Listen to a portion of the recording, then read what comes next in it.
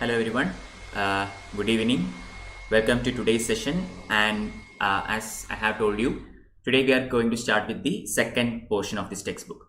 Okay, in the 12th standard history NCERT textbook, there are three parts: themes in Indian history part 1, part 2 and part 3.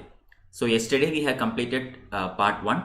So this week, starting from today till next Monday, we will be looking into this textbook. There are 5 lectures in this series. Today is the first one. Alright, and after this one we will complete the part 3. So we have started from standard 6 NCERT history onwards, and now we have reached the last part of this. Okay, so after completing this entire thing, we will look into some quizzes and etc. regarding history, see how much you have understood, etc. etc. Alright, so let's begin the class for the day.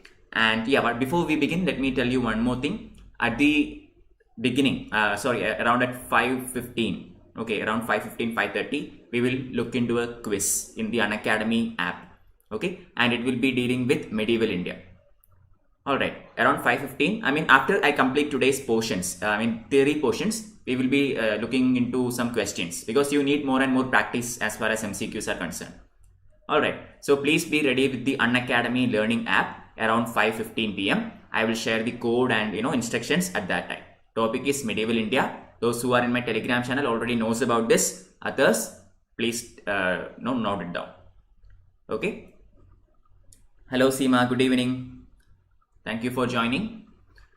Yeah, so let's begin. So before we move on, let me talk to you about Unacademy. Unacademy is India's largest learning platform, which offers you a wide variety of things, starting with daily live classes where you can chat and interact with your educator, clear your doubts, etc. Live tests and quizzes, which are very important. Okay, I request all of you to participate maximum in these kinds of things.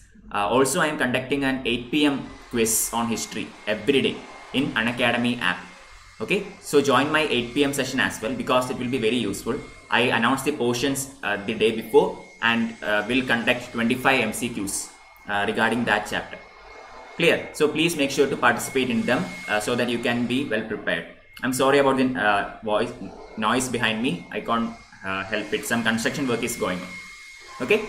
So then we have structured courses where the entire syllabus for a particular examination is covered. Then unlimited access to all Unacademy resources. So in order to get all these things, first thing to do is download the Unacademy learning app from Google Play or App Store and create an account. Okay. So I am Madhav Sankar R Warrier, and this is my Telegram channel t.me/msrw1. Okay, and please follow this Telegram channel to get more updates and links, class notes, PDFs, etc. from my side. Also, please follow me at unacademy.com/@msrw, so that whenever I schedule a class, you can get an update. Okay, so Unacademy brings you all these top educators from all over the country, and these are the current subscription rates of Unacademy. So a basic package, also known as the plus package, which will have everything that I have so far mentioned, will include is available to you in the following rates, starting from 1 month all the way to 3-year packages are given to you. A typical 1-year subscription will cost you 49,500, but if you use my code MSRW1, you can get a 10% deduction and can pay only 44,550.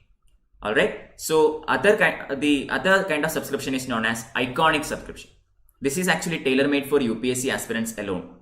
Okay. So here, you will be getting everything in the plus package, and along with that you will also get a personal coach or a personal trainer, daily mains answer writing practice, study planner, and personalized feedback sessions. Okay, so this is the benefit of iconic session. So here it is available to you in 3 packages: 1 year, 2 year and 3 year.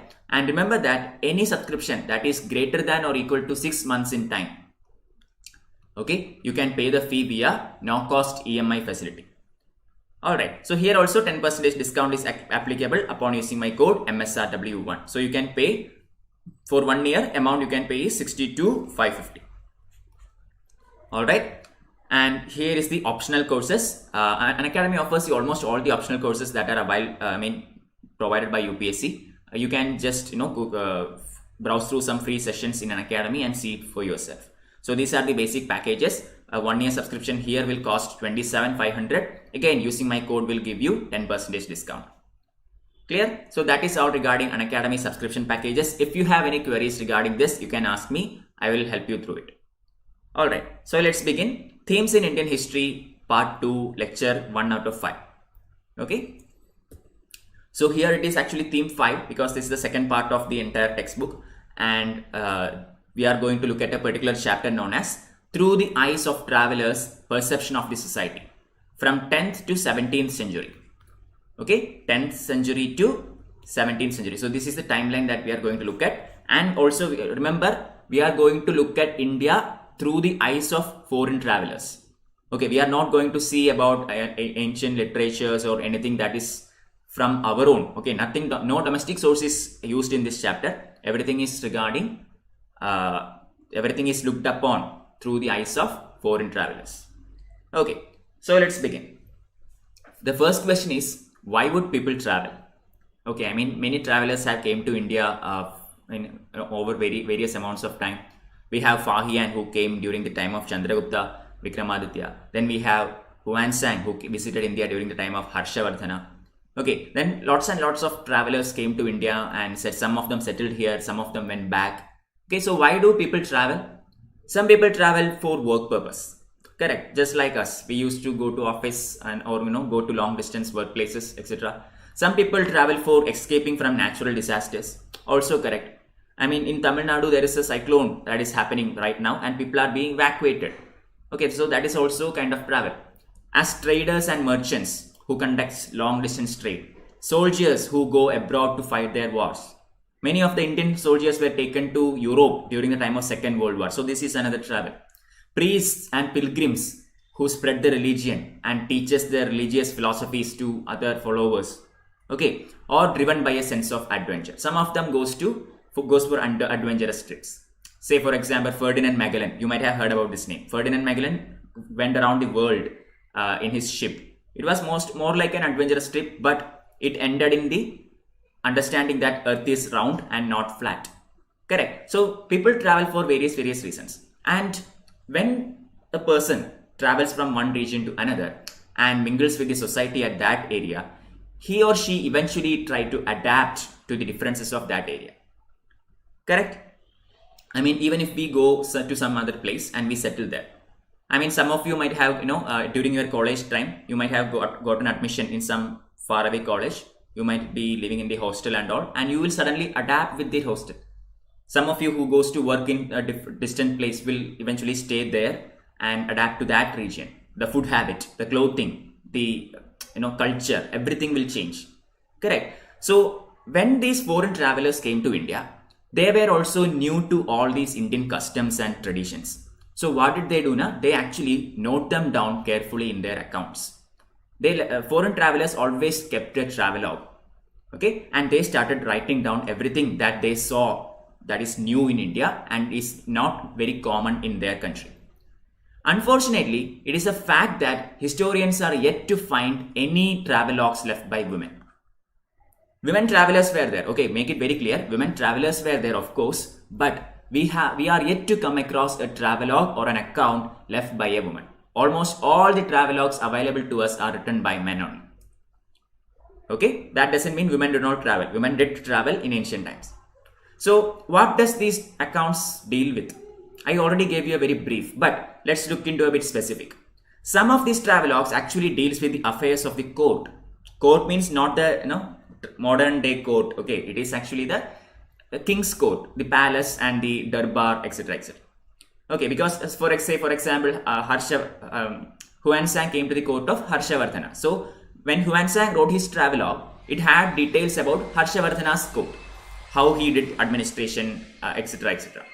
Okay, some others are mainly focused on religious issues or architectural features and monuments. So when they came to India, they saw fascinating monuments, right? Temples, huge temples, beautifully carved temples, sculptures. All these were very, endemic to India. So these were very fascinating for these foreign travelers. So they left accounts on all these things. Some of them were interested in looking at popular customs and folklore and traditions of their own land. Okay, not all travelers are foreigners. I mean, we study about foreign travelers, but there are many people within India who traveled internally. A person, say from South India, went to North India and studied areas there. Okay, but even because India is such a diverse nation, there is lots and lots of very very distinct things within India itself. Say for example, temple architecture. South Indian temple architecture is entirely different from North Indian temple architecture, which is again different from the Vesara style, which is different from the Kalinga style. Okay, so due to this regionalization and due to this diversity, there were many domestic travelers as well in India. Okay, good evening Saubhagya, welcome to the class. So in this chapter, we are going to look at three particular travelers who are of interest to us. Number one, Al-Biruni, who came from Uzbekistan. He is an 11th century traveler. Second one, Ibn Battuta, who came from Morocco, which is a country in the northwestern Africa. He is from the 14th century. And finally, a Frenchman, Franco who came in the 17th century. These are the travelers we will be looking into in depth today. Okay, please understand that for UPSC, you have to study the name of the traveler, the country from which the traveler came, to whose court did he visit, and also the timeline. Okay, remember, name, very important, country, the court, whose court did he visit, and finally the era or time period. Because time period is required because you do not have to study exact year or anything, but UPSC often asks you the the chronology in which these travelers came. Say Ibn Battuta, Marco Polo, Domingo Paz, and Domingo Paz and Barbosa. Okay, consider these four people, and UPSC will ask you to put them in the correct order. Who came first and who came last? Okay, so such questions are expected. That is why these things are important. So these images are in your NCERT. I have kept it here just to give you an example of what these travelers were fascinated about, because these coconut products as well as these pan products are not very much popular in many other countries. So when they came to India, they found these two things very much interesting. Okay, I mean, these are very common to us. So this is another important thing. Okay, I mean, domestic people who left account about the society, administration, etc. never wrote about these things. Why? Because we see this every day. So it is very, very common and nobody will bother to write about it. So this is also one of the reasons why we look into foreigners' accounts. Why? Because for them, this is different. This is new. So they will definitely write about it. Okay. The things that we miss because of commonality is something new to them. So they will write about it. This is one reason that foreign travelogues are very important. Okay. Moving on. Al-Biruni and the Kitab-ul-Hind. So who is Al-Biruni? A very brief history about him. Al-Biruni is actually born in Khwarizm. Okay, it is a territory in the present day Uzbekistan, and Khwarizm is actually a very important center of learning. Okay, just like Nalanda, Taxila, etc. in India, Khwarizm was an important center of learning in the Uzbekistan region. Because of this, Al-Biruni received the best education in his childhood. Okay, he was not some wanderer or anything. He actually was a very educated man. Okay, he was well versed in many languages. For example, Syriac, Arabic, Persian, Hebrew, Sanskrit, etc. etc. But he did not know Greek. Very important, okay? Alberoni did not know Greek. However, he was familiar with some of the Greek works. Okay, for example, the works of Plato, works of other Greek philosophers, etc. etc. Why? Because he have read the Arabic translations of these works. Okay, Alberoni did not know Greek, but he is familiar with Greek philosophies and Greek works, because he read the Arabic translations of the same. So in 1017 AD, Sultan Mahmud of Ghazni, you know this person, right? Muhammad of Ghazni, who invaded India many times, about 17 times, plundered the Somnath temple and all. I think you know the story, sir, regarding that. So Muhammad of Ghazni invaded Khwarizm, and he actually captured many people as prisoners. Okay, so among them, Alberoni was also taken as a prisoner to Ghazni. But seeing the scholarship, seeing the great writings, etc. by Alberoni, the emperor was very much impressed. Okay, so he actually took Alberoni wherever he went. So this is how Alberoni comes to India along with Muhammad Ghazni. Okay, so when he came to India, he settled in India for a short time. He started writing about whatever he saw in India. He was actually living in the northwestern region, okay, especially Punjab region. That is where Alberoni was throughout his lifetime in India. Okay, so Alberoni, when came to India, he spent many years in company of Brahmanas, priests, and scholars. All right, I mean, you can study about a society by interacting with common man. You can study the society by having some kind of affiliation with the administrators. Okay, also you can study about them by conversing with very intellectual persons, educated persons. So this is what Alberoni did. He actually made company with lots of Brahmana priests and scholars, and he learned Sanskrit. Because at that time, most of the Indian literature were written in Sanskrit. Clear? Most of the court records. Sanskrit was considered as a language of the elite. So most of the written records were in Sanskrit, and studying Sanskrit immensely helped Alberoni to understand Indian systems, Indian religions, Indian philosophies, etc., etc. Okay, so he was very soon Alberoni became very prominent in Sanskrit that he actually translated many Sanskrit works to Arabic, and he converted many Arabic words to Sanskrit as well. Clear? So Alberoni became a very fluent person in Sanskrit. So let's look at this particular book, Kitab-ul-Hind. Okay, this is written by Alberoni, that every one of you know. This book is actually written in Arabic language. Don't forget.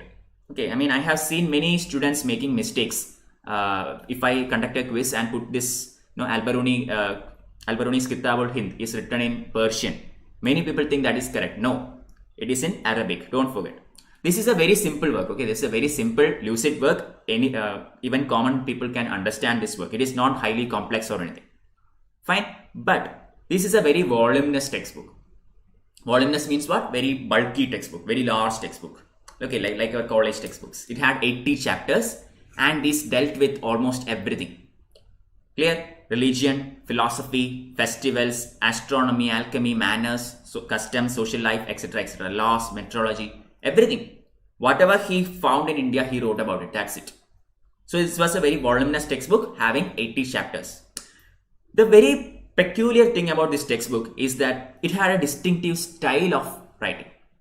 Okay, what is this distinctive style that is introduced by Alberoni? Nothing. Each chapter begins with a question. Okay, each chapter begins with a question. And this is followed by a description based on Sanskritic traditions. And in the end, it is concluded with a comparison with other cultures. This is how Alberoni, structured his work. Starting with a question, then giving some description about that event or that particular thing, and then ending it with comparing that with the counterpart in some other society or some other culture. Clear? So this method or this structuring of Alberoni is actually thought to be a habit that he developed because of his knowledge in mathematics. Okay, Alberoni was a really good person. He was really good in maths as well.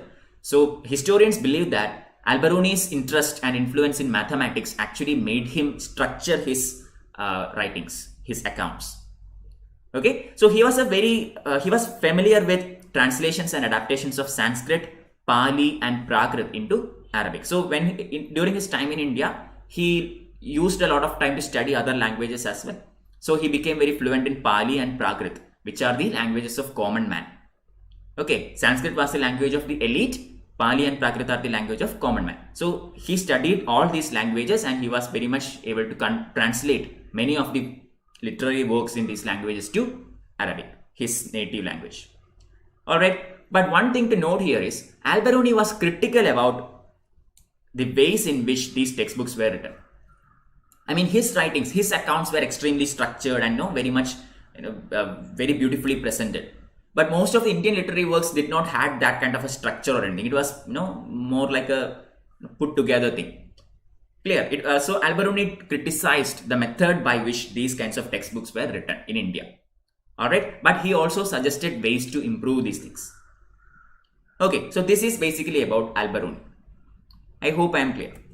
Now let's see the next person of interest. He is known as Ibn Battuta. Okay, Ibn Battuta's very famous textbook is known as Rihla. Don't forget these things, okay? Kitab-ul-Hind is by Alberoni, Rihla is by Ibn Battuta. We will come across more textbooks like this. and you should be able to remember the traveler or person who wrote it. Literary works is very important area for UPSC exam. So make sure to prepare a list or something like that and study. Not just foreign travelers, but also Indian writers. Who wrote Ashtadhyayi? Who wrote Mahabhasya? Who wrote Vikramoorvashiyam? You should know the answer to all these questions. Okay. Now, second topic. Ibn Battuta's Rihla. This is another textbook that is written in Arabic. Okay, again Arabic, don't forget, it is Arabic only. So details about this social and cultural life in the subcontinent in the 14th century. Alberoni visited in the 11th century. This is the 14th century. Okay, so this is some 500 years or say 400 years after Alberoni. So Battuta actually writes about the cultural and social life of the subcontinent. He is actually from the northeastern African nation known as Morocco. You can look at it in a map if you want, Morocco. So this person comes from this particular area. And just like Alberoni, Ibn Battuta was also very much well educated. I mean, he was born to a respectable family, a very educated family, and their family had immense influence or immense knowledge about the Islamic law of Sharia. Okay, so very influential family. So this made him very educated person. So from his childhood itself, he got many, he was able to educate a lot. He was a very well educated person. But he understood that the knowledge that is gained via textbooks is not enough. Okay, he considered experience gained through travels to be more important than knowledge from books. This is why Ibn Battuta set out to travel. Okay, he understood merely following a textbook is getting him nowhere. In order to understand, in order to have original experience, you have to travel. And the things that you learn while traveling will give you a better edge compared to the textbooks. So he started to travel all around the place. Okay, I mean, he just did not come to India. I mean, from Morocco directly to India. That was not how it was done. Okay, he traveled to Central Asian regions. He traveled to other African countries. He went to Eastern Asia. Okay, he went to lots and lots of places. And finally, he came to India during his travel. Okay, so while Ibn Battuta came to India, the ruler of India was actually Muhammad bin Tughlaq. So Delhi Sultanate was going on. I hope you know. Delhi Sultanate started in 1206 all the way to 1526.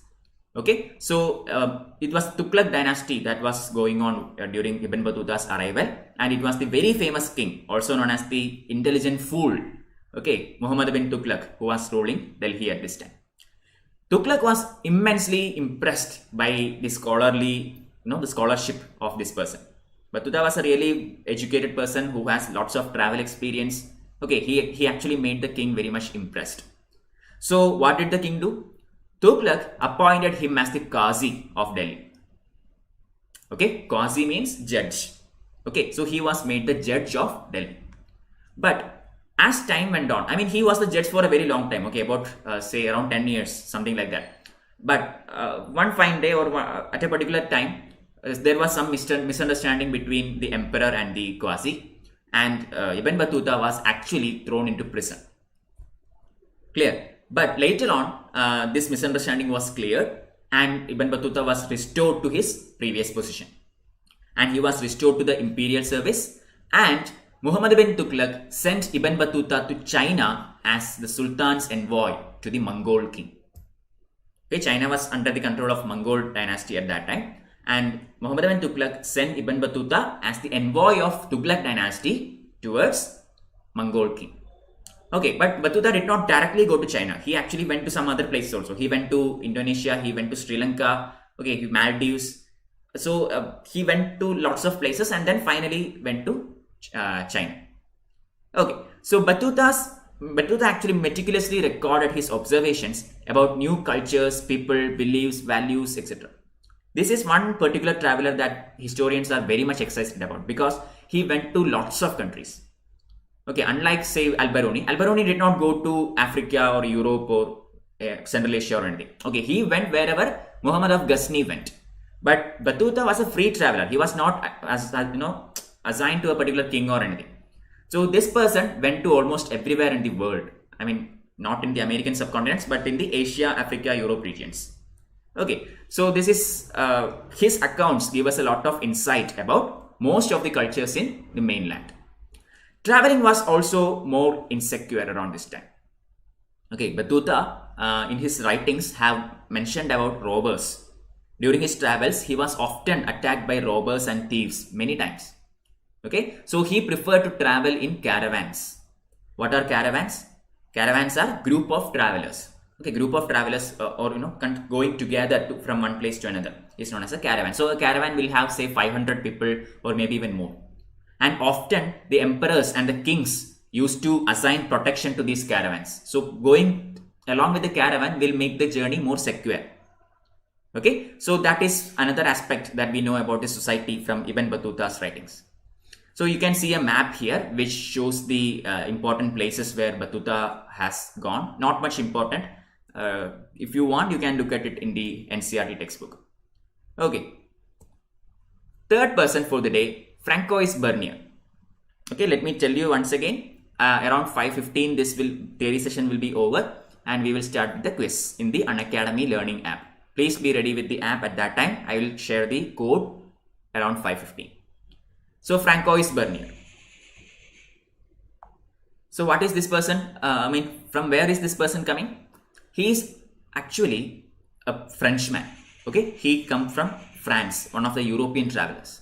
But before moving on to Franco Bernier, let's see about some other travelers who came around this time.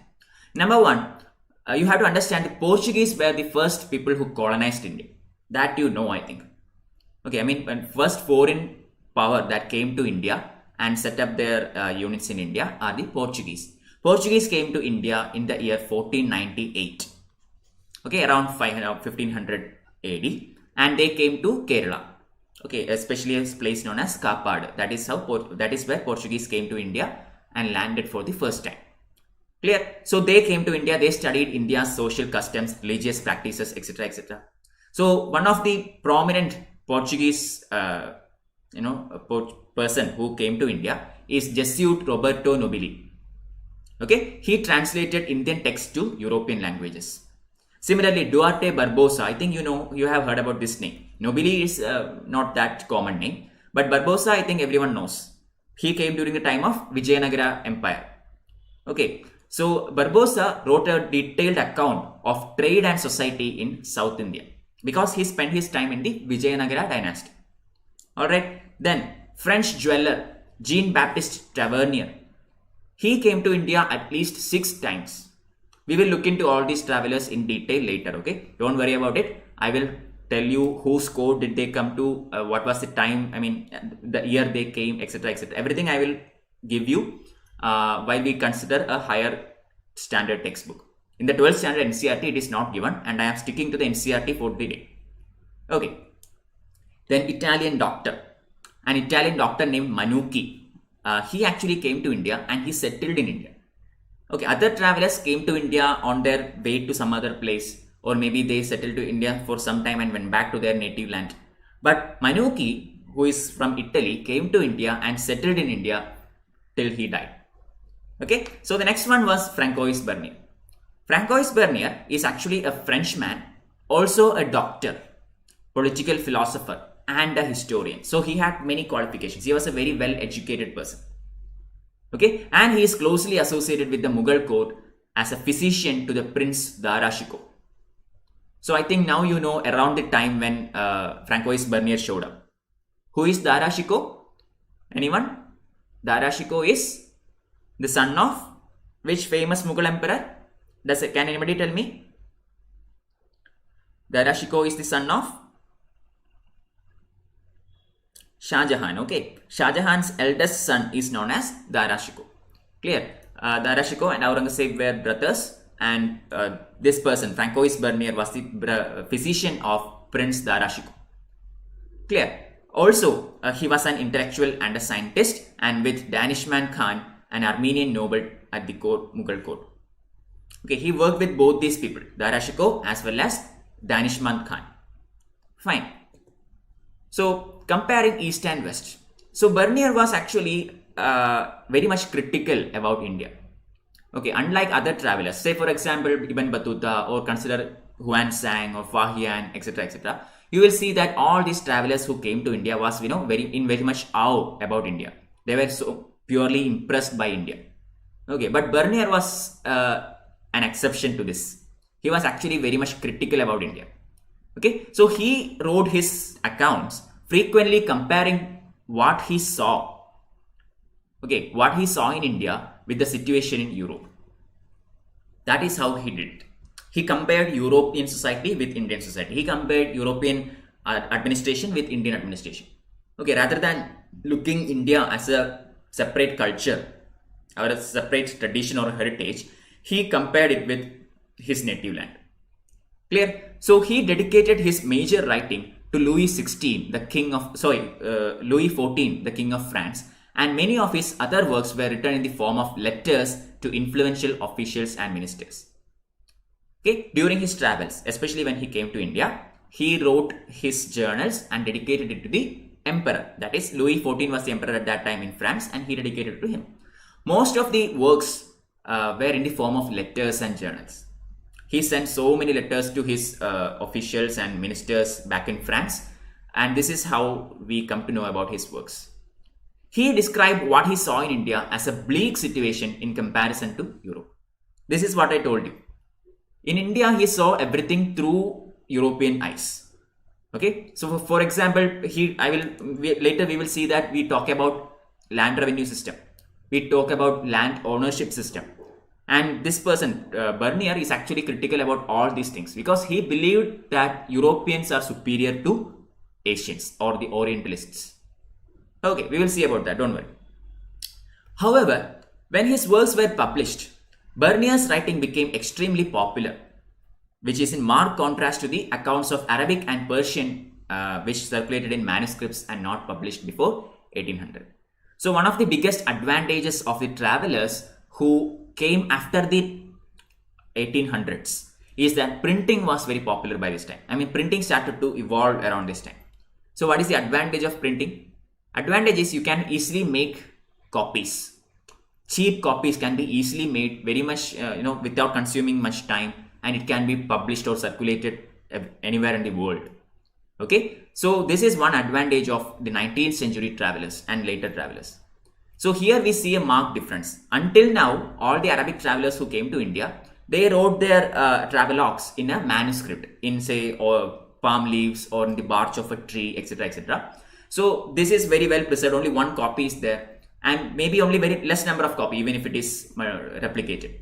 Okay, but here due to the invention of printing, Bernier's work actually became very much popular, and it was published on a wide scale. Okay, lots and lots of people around the world started reading it and following it. Clear? So now let's look at Alberoni and the Sanskritic tradition. We talked about Alberoni a bit at the beginning. Now let's see what are his doings in India. What did he do while he settled in India? Okay. So travelers often compared what they saw in the subcontinent with the practice that they were familiar with. This is what we do. Say I am from Kerala. Okay, I am from Trivandrum. So if I go to say Delhi or I go to Rajasthan or some other state, I will be comparing the people there or the traditions there with that of my state. We all do that, right? I mean, the food habit. There is a way how we make chapatis here, and there is a different way how we do it in North India. Okay, so everything is different. So we always tend to compare. So these travelers also did the same. Alberoni compared what he saw in the subcontinent with whatever he familiar with. Clear?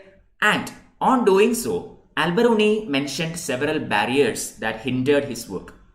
Okay, several resistances or say several inhibitions for his work. Starting with language. Language was the main issue. He was not able to converse with people in the way he wanted, because Indians were more towards Sanskrit, Prakrit and Pali compared to Arabic. So eventually Alberoni studied these languages. At that time it became easy for him, but initially he faced a lot of difficulty while communicating. That is number one, language. Second one, difference in religious beliefs and practices.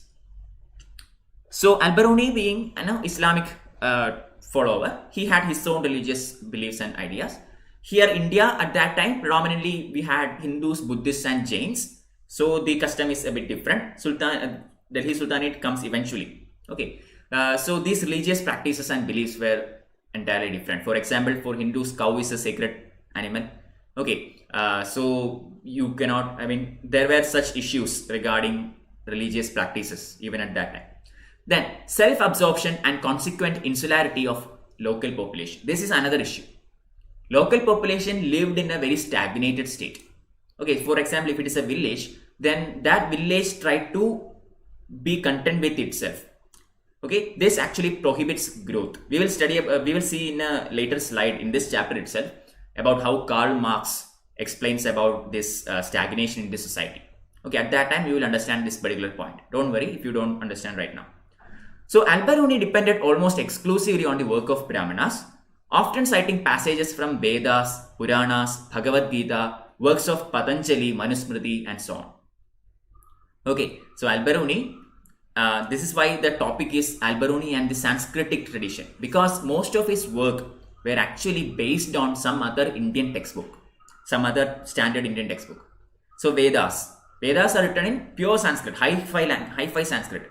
Then Puranas are written again in Sanskrit, but it is simple Sanskrit. Okay, within Sanskrit we have simple Sanskrit as well as very high funda Sanskrit. So if you read these two textbooks, you will definitely understand something in Puranas, and you will not understand anything in Vedas. Clear? Then you have Bhagavad Gita, works on Patanjali. Patanjali's works on various Mahabhasya, etc., etc. Then Manusmriti. Manusmriti is basically a law book of ancient times. So he went through all these books, which provided him with an adequate understanding about the Indian societies, Indian law, Indian religion, custom, etc., etc. Okay, now let's see what did Al-Biruni find in these books, or what is his opinion about the caste system in India. So obviously, when you talk about Vedas, you obviously talk about the Varna system, Chaturvarna Samskaras, the Brahmana, Kshatriya, Vaishya, and Shudra. Correct. So when Al-Biruni read these textbooks, he also started analyzing the caste system of India. Okay, and as usual, he's tried to compare Indian system of this structure, this, what can I say, stratification to system in some other country where he had already traveled. Okay, so looking for parallels in both the societies. Ancient Persia. So he compared the four systems in India, the four Varna system in India, with the four social categories in Persia. Okay, in Persia, the society was classified as knights and princes, that is one, monks, fire priests and lawyers, these are second category, physicians, astronomers and other scientists as the third category, and finally peasants and artisans as the fourth category. So this was the social classification in the Persian region around this time. So he compared the four Varna system of India with the four social categories of Persia. Okay, and on doing so, he tried to put forward the idea that the social divisions were not unique to India. It is not just India which is socially divided and stratified. This is very common to some other countries as well. Okay, he also pointed out that within Islam, all men were considered equal, differing only in their observance of piety. Okay, so in Islam, everyone is compared as an equal. It doesn't matter if he's a ruler or a ordinary person, peasant or whatever. Equality or egalitarianism among all people, and the difference is only between only by way of the observance of piety. Okay, I mean religious deeds in that level. Otherwise, everyone is compared as everyone is equal in the society. So this is something that he pointed out in criticism towards Indian society, because Indian society was stratified. Okay, Al-Biruni disapproved the notion of pollution. Okay, I mean Indian society, there existed a notion of pollution. Have you heard about these terms known as, say, untouchables and all? Very common, right? So untouchables, there was a belief system in India which said that if an untouchable touch you, or even if it comes near you, you will get polluted. Okay, these people were considered as polluted people by the high class Brahmanas and all. Okay, so Al-Biruni disapproved this notion of pollution. What did he say? He said that everything in the world wants to become pure. Okay, I mean, if there are impurities everywhere. He gave some examples. For example, say air. Okay, we breathe in lots of impure air, but only pure is taken, the impure air is pushed out. The sun, for example, sun actually with its heat, it purifies a lot of things in the environment. The salinity in the ocean. Okay, this salt content in the ocean is what makes ocean pure. Otherwise, the entire oceans in the world will have been, very much impure and pure garbage. Okay, this salinity keeps it pure. Clear? So these kinds of examples was given by Al-Biruni. So however, in real life system, it was not so quite rigid.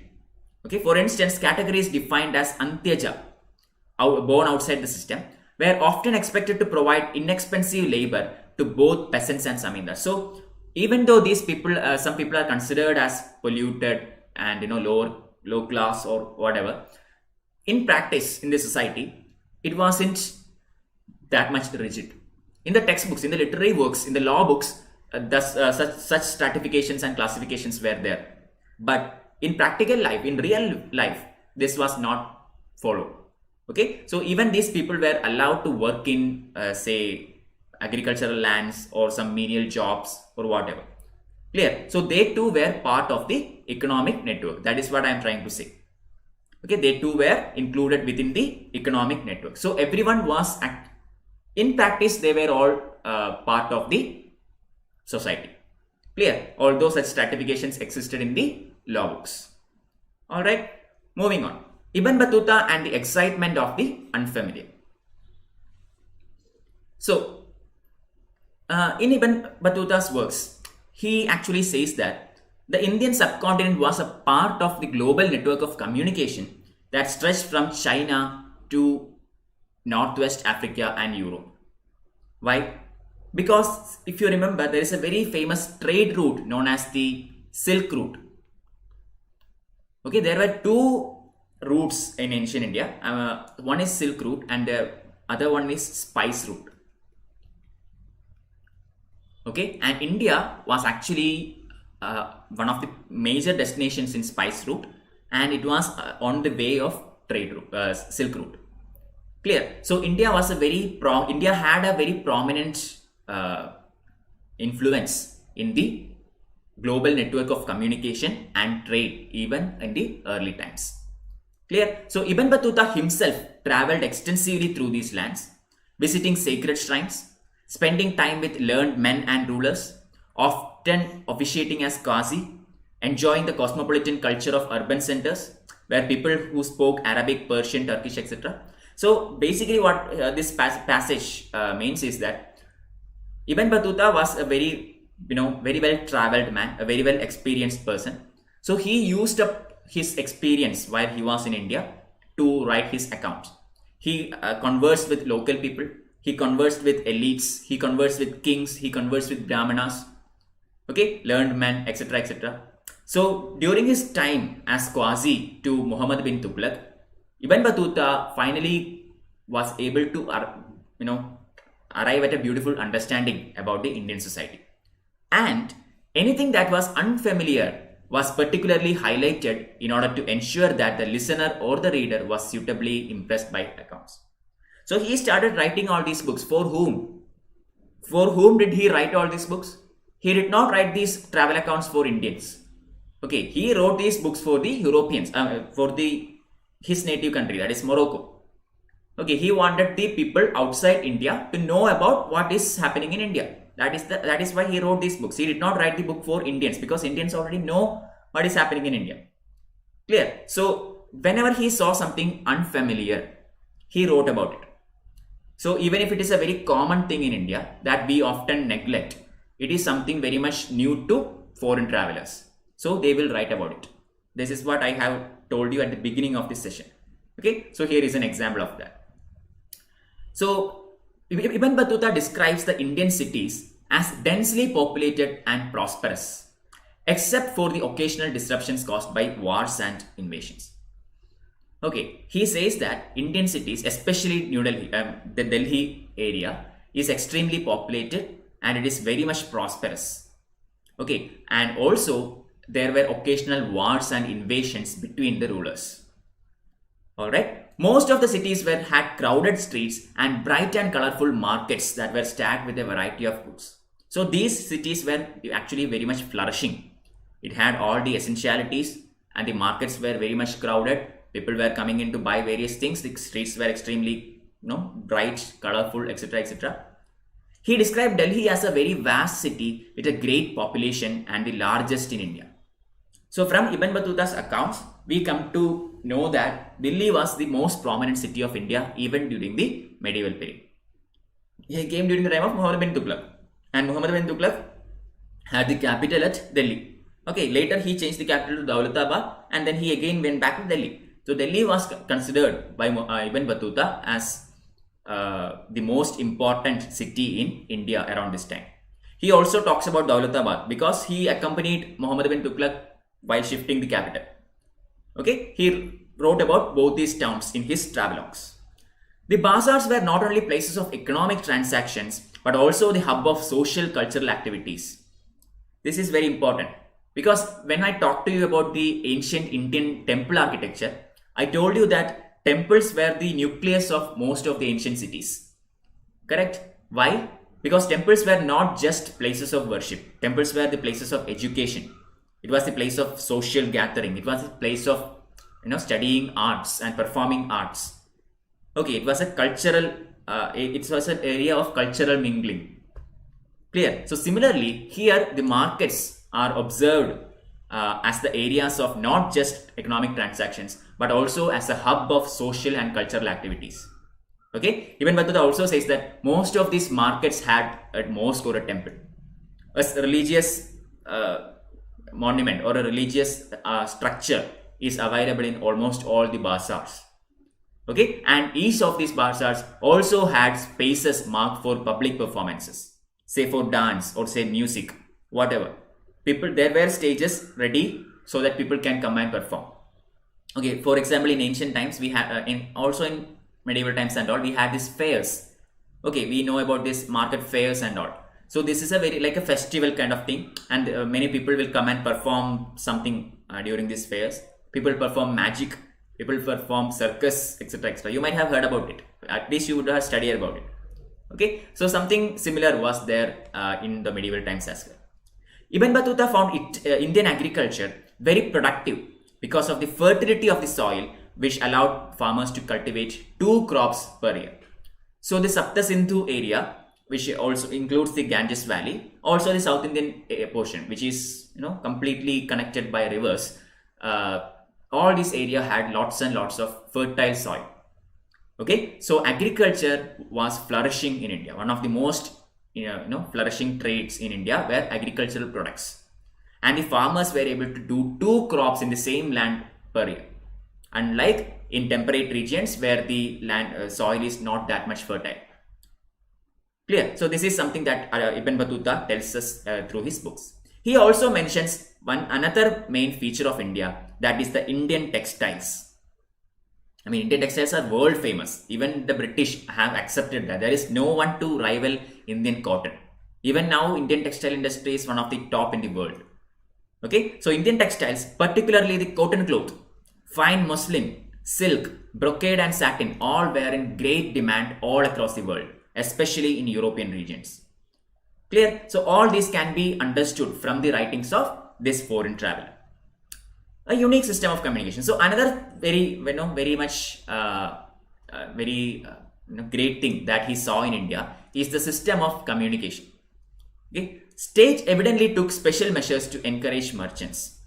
All trade routes were well supplied with inns, guest houses, etc., etc. So if people want to go from one region to another, then it was ensured by the king or the emperor that they had a safe travel. If you remember, in the Ibn Battuta's accounts, or also in Huan Sang's account during the Harsha's time, we have heard a lot about robbers attacking the caravan or attacking people who are travelers. Okay, so it was up to the kings and emperors to make sure that this caravan or this convoy is protected. So all the trade routes were supplied with inns and guest houses so that these travelers can rest and sleep overnight. They can refurbish their resources, etc., etc.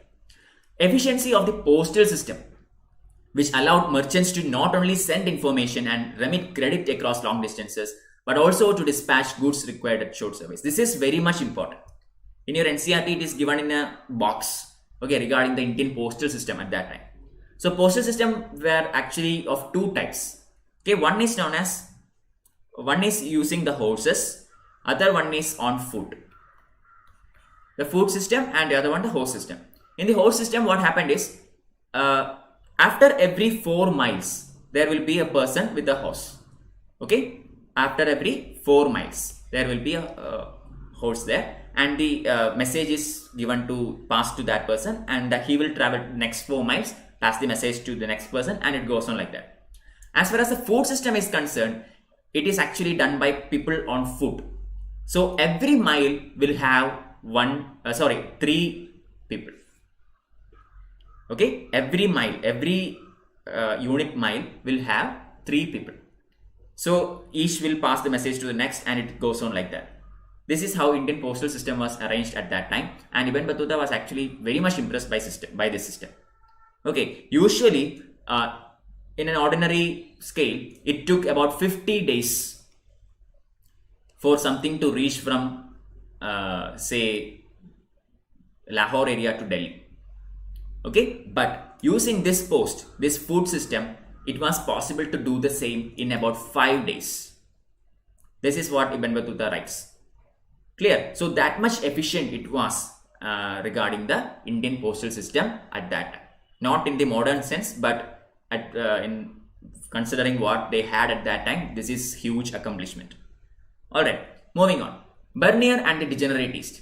So now we are coming back to this person, Bernier, who did not like anything that he saw in India and more or less was considering Indians as inferior to Europeans. Okay, so he was actually very much preoccupied with comparing and contrasting what he saw in India with the situation in Europe in general and France in particular. I already explained this point to you. Okay, he was very much prejudiced. That is the right word for it. Okay, I mean, so he believed that whatever is European is very much civilized, is superior. So naturally, anything that is not European is inferior. Clear? So this preoccupied mindset or this prejudiced mindset made him see India as a degenerate East. Okay, so to influence policymakers and intelligentsia, ensure that they made what he considered to be right decisions. So he wrote all these things back to his officials and ministers in France. Why?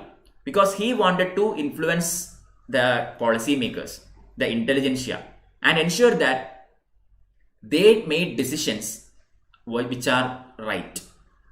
Okay, which are right means what? Which are right according to Bernier. Okay, that is what right means. It doesn't mean I don't know what the other word for it is. Okay, it is not the absolute right we are talking about. We are talking here about the right of Bernier. Clear? So he was focusing on writing all these accounts and travelogues for the sole purpose of making sure that the decision makers or the policy makers will do what is considered as right by him. Okay, so he trying to place the history of the Mughals within some sort of universal framework. So here Bernier, I told you, he came to the court of Dara Shikoh, Shah Jahan's son. Okay, so he wrote about Mughal period and he tried to fix this Mughal dynasty in the international scene, international picture. Clear? So he wanted to put Mughals in a way in international picture that will set India as an inferior country or inferior tradition, civilization, whatever. Okay, so his representation of India works on the model of binary opposition. This term is very important, binary opposition, where India is presented as inverse of Europe. This is binary. Binary means what? 1 and 0. Okay, if you are a computer science student, you will know this. In a binary system, you have only 2 letters. The one is 0 and other is 1. Okay, only 2 states are possible. There is nothing other than this. So his work of history or his travel accounts were actually binary. In his system, Europe was always the best and India was always the worst. That's it. There is nothing in between or anything. Clear? So it is binary opposition. The model is binary opposition. Moving on. We have only some more slides to go. We will start the quiz right at 5:15. So please be ready with your app. Okay. Question of land ownership. So this is one area which is very much contested or contended by many people. So Bernier, according to Bernier, one of the fundamental difference between Mughal India and Europe is the lack of private property in land in the Mughal Empire. Okay, lack of private property of land. Clear? In Europe, it was able for common man or say private persons to have ownership of land. But according to Bernier, in the Mughal period, land was actually owned by the ruling dynasty. Okay, the entire Indian territory, the entire land was owned by the king, and the people were using it as by paying some sort of rent. This is what he saw. This is not the truth. Let me tell you once again, this is not the truth. Private property was there available in India at that time, but according to Bernier, it was not so. Clear? So firm believer of virtue. Bernier was actually a very famous firm believer in the virtues of private property and saw crown ownership of land being harmful both for the state and for the people. He was against the crown holding the entire territory all by itself, the entire land owned by the king. This is not a good idea. He thought that this will stagnate development. Okay, he thought that this is not good both for the crown or for the people. Okay, so owing to the crown ownership of the land, argued Bernier, landholders could not pass on their land to their children. This is correct, right? If the land is not private property, then you cannot pass it down to the next generation. It is still with the dynasty, the ruling class, because you do not have any kind of ownership. So this passing to the next generation doesn't work. That is number one. So they were averse to any long-term investment in the substance and expansion of production. This is also correct. If it is a private property, you will take care of it. Correct? Isn't that right? I mean, say assume that you have a house of your own. It is your own house. Then you will take care of that house very beautifully because it is your own, and you will make more investment into it. You will renovate it. You will add more rooms. Correct? So that is because it is your investment, because it belongs to you. But if it is someone else's, then you won't care about it that much. Okay, so Bernier said that if the crown held all this land by itself, then the people will not give enough importance to this land and they will be reluctant from investing a lot into this land. Clear? So the land is not 100% efficiently used. That is what Bernier concluded. Okay, so he also says that this eventually led to uniform ruination of agriculture, excessive oppression of the peasantry, and a continuous decline in the living standards of all sections except the ruling aristocracy. This is true. People will people won't work with a full heart in the agricultural fields, which will reduce the crops. Then the tax collectors, the middlemen, they will oppress the poor peasants. Peasants are not given land ownership, so they have no other way but to pay up or say go to the money lender and buy some cash. Okay, so they were excessively oppressed. This all led to the continuous decline of living standards. Also correct. Okay, so Bernier says that this kind of system, not having the private ownership of land, will eventually lead to ruining of the society except for the aristocracy. Okay, so he described Indian society as consisting of undifferentiated masses of impoverished people, subjugated by a small minority of very rich and powerful ruling class. Okay, so this is what he said. He said that India had two kinds of people. One kind is known as the poor people, other kind is known as the rich people. That's it. There is no middleman. Okay, Bernier confidently asserted that there is no middle state in India. There is only two states. One is being extremely poor and other is being extremely rich because of this property ownership clause. Okay, this is the only point that he makes. He does not look into any other points. The only argument or postulate that he makes while making this statement, there is no middle class in India, is regarding the ownership of land, especially private property. Okay, so it is actually curious that none of the Mughal official documents suggest that the state was the sole owner of land. Okay, Bernier said that state is the sole owner, but there is no record from India that says the same. In the Mughal records, it says something else. For example, when Akbar made his land revenue system, he did not say the entire land belongs to the crown. Okay, when Todormar's land revenue system, you know about it, right? So this Dasala system, Zapti system, all these, there are Mansabdaris. So in all these systems, the land does not belong to the crown. It belongs to someone else, but they have to pay some kind of tribute to the king. It may be in the form of a tax, it may be in the form of a rent or whatever. Okay, so this is one blunder actually written by Bernier. Influenced by whatever Bernier wrote, another very famous philosopher from France named Montesquieu. Have you heard about this name? Montesquieu. Montesquieu is a very famous personality. I have talked to you about this person when I taught you French Revolution. Okay, so I hope you know who Montesquieu is. So Montesquieu used this account to develop the idea of Oriental despotism. You have to study this particular phrase, Oriental despotism. Okay, Oriental means what? Orient means the East. Okay, the entire Eastern nations are known as the Orient. So Oriental despotism means it is a system of government at where in the Oriental regions, whereby the rulers actually, imposed their absolute authority over their subjects. Okay, the rulers in Asia enjoyed absolute authority over their subjects. This is known as Oriental despotism. Clear? And the subjects or the poor people or the common man were kept in conditions of subjugation and poverty, arguing that all land belonged to the king and private property was non-existent. So Montesquieu also took Bernier for his word. Okay, he completely believed in Bernier and he wrote or he developed this idea or philosophy known as Oriental despotism, whereby he completely downgraded the Eastern kings, considering that by saying that these kings considered their subjects as inferior or lower grade citizens or whatever. Okay, because solely based on the property issue, private property ownership issue. So another concept. So just like Montesquieu, there is another very famous person who puts forward something of a similar theory. This is Karl Marx.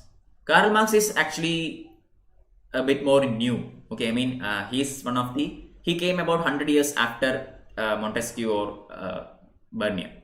Okay, so what does Karl Marx say? Karl Marx says that before colonialism, surplus was appropriated by the state. Okay, before colonialism, colonialism means, I think British came to India, they colonized India. So before this process happened, the surplus or of the produce was actually appropriated by the state. Society that was composed of a large number of autonomous and egalitarian village communities. Okay, the society was actually composed of large autonomous egalitarian village communities. Each word is important here. Autonomous, egalitarian. Egalitarian means what? Equal, equality. Okay, egalitarian village communities. And imperial court presided over these village communities, respecting their autonomy as long as the flow of surplus was unimpeded. So as long as this surplus was given to the ruling class, the imperials did not interfere with the autonomy of these villages. What was the problem? Karl Marx said that such a system is stagnant. Okay, he says that such a system is stagnant. Why? Because this autonomy is granting them some kind of stagnation, which means, let me put it this way, the village is actually working as a unit, okay, and they are content with whatever is happening in that village. Okay, they are not going to the next level. Okay, they are just paying the surplus to the king and then continuing their life. That's it. So there is no development. That is why Karl Marx says that this Asiatic mode of production is actually a stagnant system before colonialism. It was only after colonization happened and British came to India that this setup changed. The concept of village being the end of it, it changed to something, eventually becoming India, the nation of India, the nationalism or whatever. Clear? So before colonialism, Asiatic mode of production was a stagnant system. This is actually propounded by Karl Marx. Don't forget. A more complex social reality. Okay, we are almost at the end of this. Only 2 more slides to go. Okay, let me remind you once again. We have the quiz starting at 5:15, which is 10 minutes. So please be ready with the Unacademy learning app. I will tell you the quiz code at 5:15. So a more complex social reality. Okay. So Bernier felt that artisans had no incentive to improve the quality of their manufacturers. Okay, since profits were appropriated by the state. Manufacturers were in decline. Vast quantities of world's precious metals flowed into India as manufacturers were exporting in exchange of gold and silver. Existence of a prosperous merchant community. So Bernier says that artisans had no incentive to improve their quality of work. Why? Because their profits were appropriated by the state. That's it. Okay, I already told you all the surplus was appropriated by the state in India.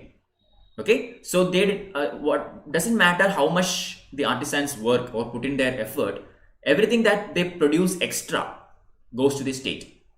Clear? So this lack of incentive to the artisans prevents them from taking that extra effort, or prevents them from looking for development or improvement or anything. Okay, so this results in stagnation. But he also says that manufacturers who actually created these products became rich by exporting the products to other nations. Okay, so when they exported these products, they got gold, silver and such precious metals in return. Okay, this is also one of the reasons why India is known as the sink of gold around this time. Sink of precious metals around this time. Why? Because Indian exports were often very much expensive and still in very huge demand. Okay, this made the trade in favor of India.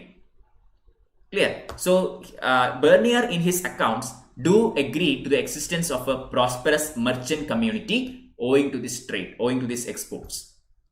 Okay, so he says that during the 17th century, about 15% of the population in India lived in towns. Clear? So historians has found out that in the 17th century, 15% of populations in India lived in towns, which means closer to cities. But at the same time, in Europe or Western Europe, which is supposed to be the developed region, the percentage was lower. Okay, only less than 15%. So compared to Western Europe and India, more people lived in urban areas in India than in Western Europe. Clear? So this is in contradiction to whatever these foreign travelers has been saying so far. Okay, moving on. Bernier described Mughal cities as camp towns. Okay, what is this camp town? It means that it did not have viable social and economic foundations, but were dependent on imperial patronage. That is what is meant by camp town. Camp town means nothing. The camp will happen only as long as it has effective patronage and it has effective help from someone else. It is not self-sustainable. If that patronage is taken away, it will collapse. That is what is known as a camp town. Okay, so according to Bernier, the Mughal cities were camp towns, which means as long as the Mughal emperors are powerful and they are taking care of this particular town, it will flourish. But the moment this Mughal support is gone, or if the moment the emperor become weak, people will become in misery. Okay, this is known as a camp town. So merchants often had strong community or kin ties and were organized into their own caste occupational bodies. Western India, say for example, we have the Mahajans, the Seths, Nagar Seth, etc., etc. Physicians, also known as Hakim or Vaid. Teachers, also known as Pundit or Mullah. Lawyers or Wakil, painters. So all in all, different factions in India, different sections of the society in India organized themselves based on their trade or based on their occupation. Okay, this is also known by another term, Shreni or guild. I think you know about this. Okay, so these people, the merchants especially, organized themselves into different guilds. Okay, and began to develop themselves. So the guilds will together work as a unit, and they will, say provide loans to improve their work, and they will, train other people so that they can improve on their work. Clear? And they do all the activities as a single unit. That is what is a guild. Clear? So this is how merchants flourished around this time. Moving on, the last slide for the day. Okay, yeah, we are done. This is the final slide for the day. After this, the quiz will start at 5:15 p.m. itself. So please be ready. I will show you the quiz code right after this slide. The quiz is based on medieval India. Okay, it is conducted in the Unacademy learning app. So please download Unacademy learning app and be ready. So 7th portion, women, slaves, sati and the laborers. So these foreign travelers who came to India often noted that slaves were openly sold in markets like any other commodity and also were regularly exchanged as gifts. Okay, but the problem is this was nothing new for them. Okay, for example, for Ibn Battuta who came to India saw that there is slave trade in India, but he was not concerned about it. Why? Because there was slave trade from where he came as well.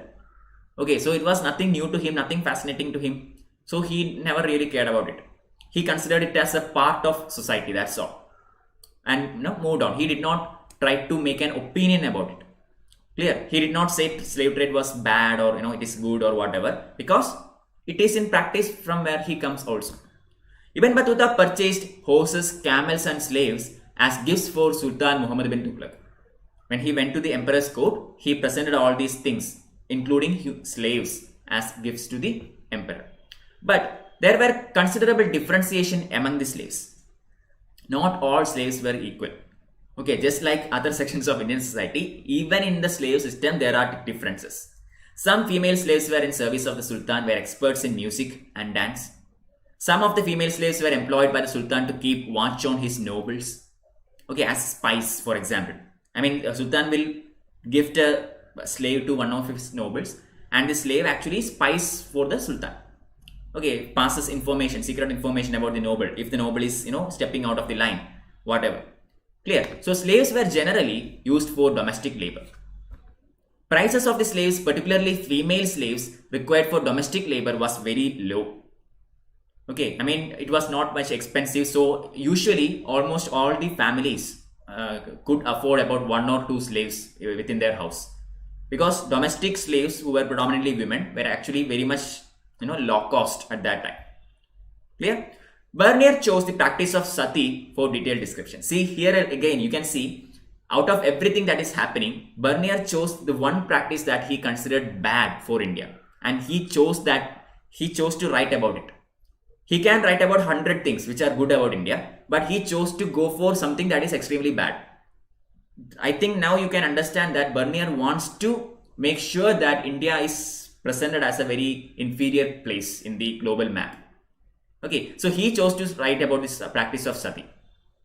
While he writing about sati, he says that some women actually voluntarily performed sati and jumped into the funeral pyre of their husband, but some other women were actually forced to die in the fire by the family members or kins and kids. Okay, so this is how he writes about sati. He says that women's labor was crucial in both agriculture and non-agricultural production. Women actually participated in commercial activities and sometimes even took mercantile disputes to courts. This also happened. This is a positive side. Women actually were, although having a very miserable social condition, still they were active part of the agricultural system and the non-agricultural system. In the fields, in the cultivable fields, the women used to work during the harvest time, during the sowing season, etc., etc. At the same time, women also worked in trading. They were merchants, commercial activities. Some of them were even ready to take some mercantile disputes to the courts. So they were very much aware about the economic scenario. That is what it means. Okay, then it is unlikely that women were confined to the private space of theirs. So based on all these things, we can conclude that it is not necessarily true that women were actually confined to their houses around this period, because we have enough evidences to support the fact that women were actively participating in agricultural as well as non-agricultural activities, including commercial activities. Okay, so saying that women were not allowed to step out of the house is not exactly true. This might be true for ancient India, but this is definitely not true for the medieval times. There were restrictions, there were many social evils, but that doesn't put a complete blanket cover over the idea of liberty for women. Okay, so that is all regarding this chapter. We have come to the end of this. This is a very beautiful description of travelers in the Mathura School of Art. You can see the beautiful terracotta figure here. Anyway, let's move on to our next portion of this section, that is the quiz. Okay, so in this session, in this theory session, I have completed the first unit of the Themes of Indian History Part 2 textbook. Okay, so tomorrow we will look into the second unit, and by the next Monday we will cover this entire textbook, and then we will go to the Part 3. Fine. So let's start the quiz. So before that, let me just show you the code. Okay, the quiz code for the day. Everybody please take the Unacademy learning app. Everybody please take Unacademy learning app, and in that app go to this plus section. Okay, just right swipe, and in the window in the plus section, click the test tab as shown by this arrow and hit the join quiz button. Okay, and enter this quiz code 946772. 946772.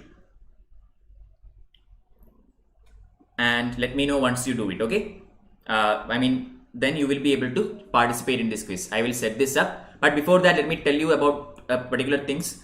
Unacademy offers you a lot of free content as well. Okay, there are lots of free content available in Unacademy. Free sessions are there. So my free sessions are, some of them are shown here. For example, I have taken some sessions on current affairs and world history. Recently, I completed a world history series with 20 lectures. You can go back and watch any of them. All are free, and these are conducted in Unacademy app. Okay, all the YouTube sessions are free, and in the Unacademy app there are many other free contents also. You can go and look into it. Okay, so here is the quiz code. Kindly join the quiz. I am waiting for some more people to join. I will start the quiz very soon.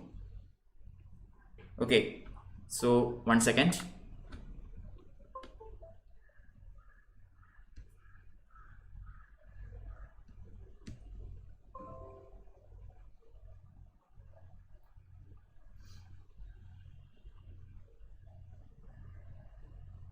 Yes, 2 people has joined so far. I will start in 1 minute. Okay, everybody who wishes to participate, kindly join, because only the participants will get the written answers. Okay, detailed explanation of answers are given in the app itself.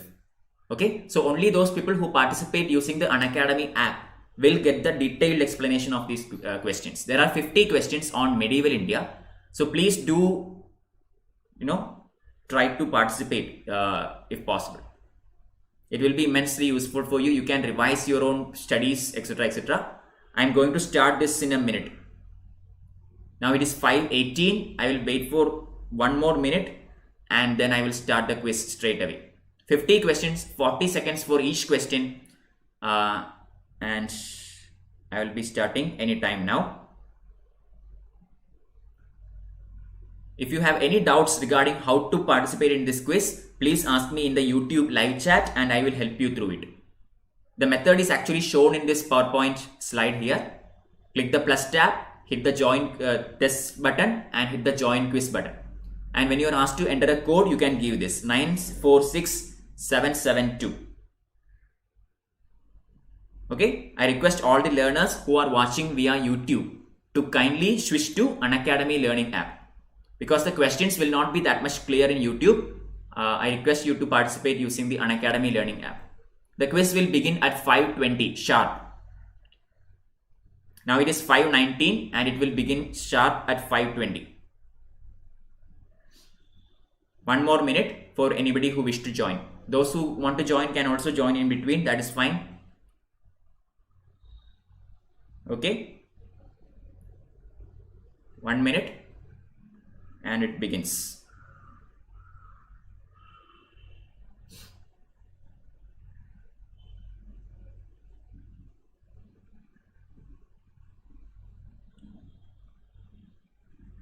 I hope if you have any queries, you can ask me.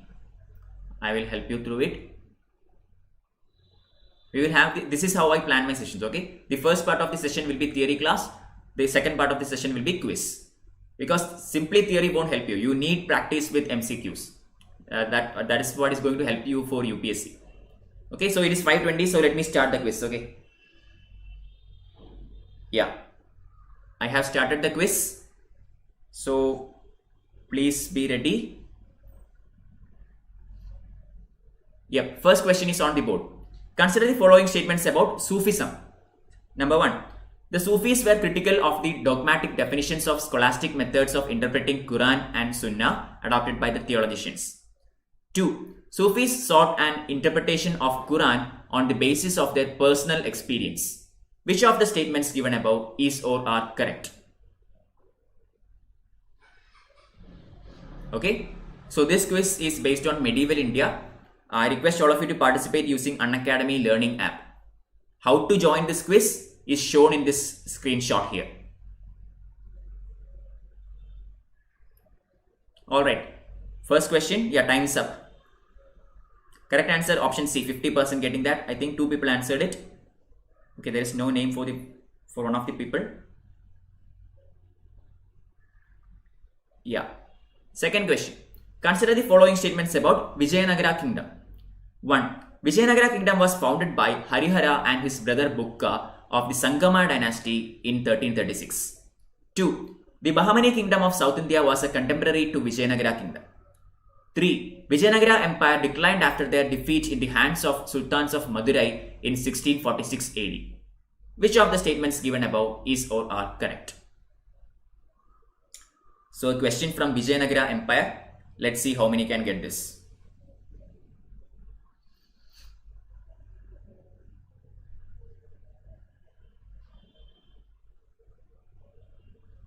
Time is up. Correct answer option D, 100% getting it. There is no name for the first person there. I don't know who that is. Okay, third question. With respect to Mansabdari system under the Mughal rule, consider the following statements. Number 1. Mansabdars had both civil as well as military functions. 2. All Mansabdars were paid in cash. 3. It was hereditary in nature. Choose the correct answer. Regarding Mansabdari system, very important for your preparations. Choose the correct answer.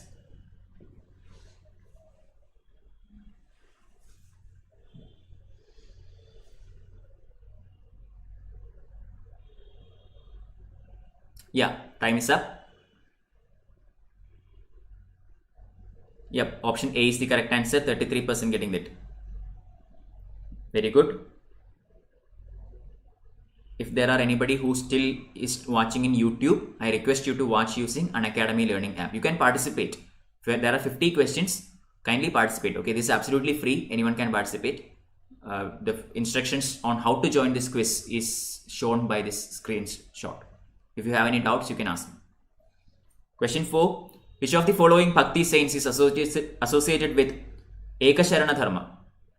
Okay. Option A, Narsingh Mehta. Option B, Srimanta Sankaradeva. Option C, Kabir. Option D, Nimbaraka. Easy question, right? Ekasharana Dharma.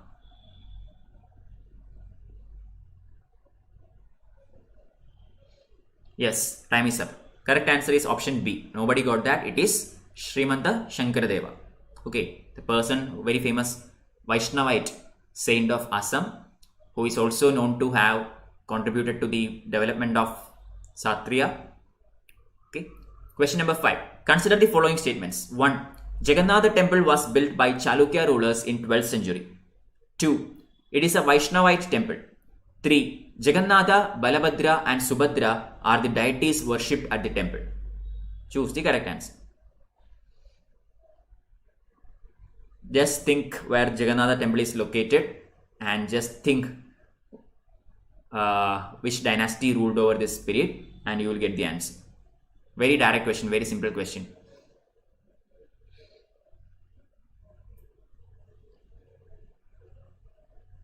Yeah, time's up. Correct answer option C. Wow, nobody got that. Everybody got minus 10 there. It is not Chalukyas, guys. It is Jagannatha temple is in Puri, Orissa. And Orissa, which dynasty? It's not Chalukya. Chalukyans ruled over the Western India and South India. Okay, other two are correct.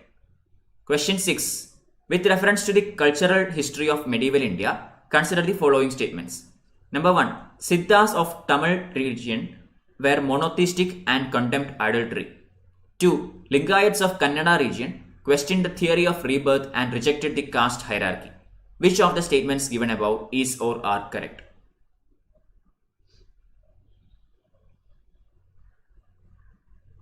Thinks fairly simple question.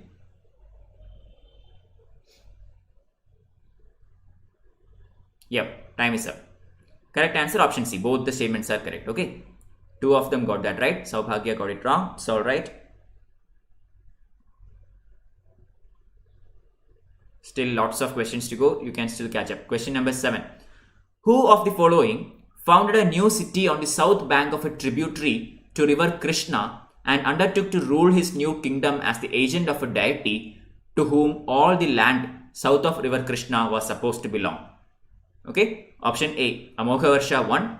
Option B, Ballala 2. Option C, Harihara 1. Option D, Prataparudra 2. Easy question, I think. Okay.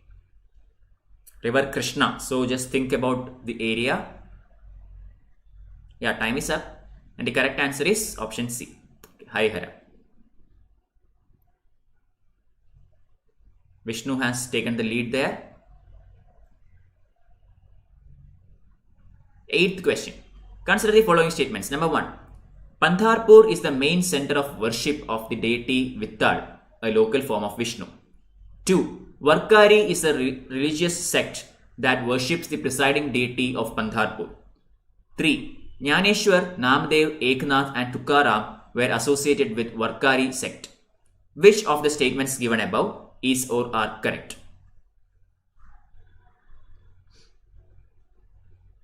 This is another question from medieval India, and this is regarding Vaishnavism.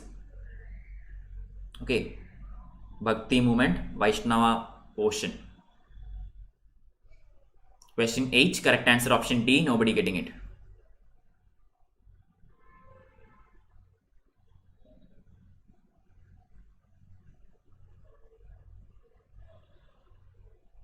Question number 9. Who among the following Mughal emperors shifted emphasis from illustrated manuscripts to album and individual portrait? Okay, who among the following Mughal emperors shifted emphasis from illustrated manuscripts to album and individual portraits?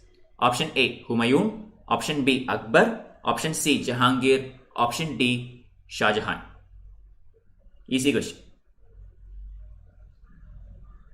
I think I have asked this question while I prepared a quiz for medieval India in my Unacademy app session. Okay, so answer to that question is option B, Akbar. Okay, 50% getting that.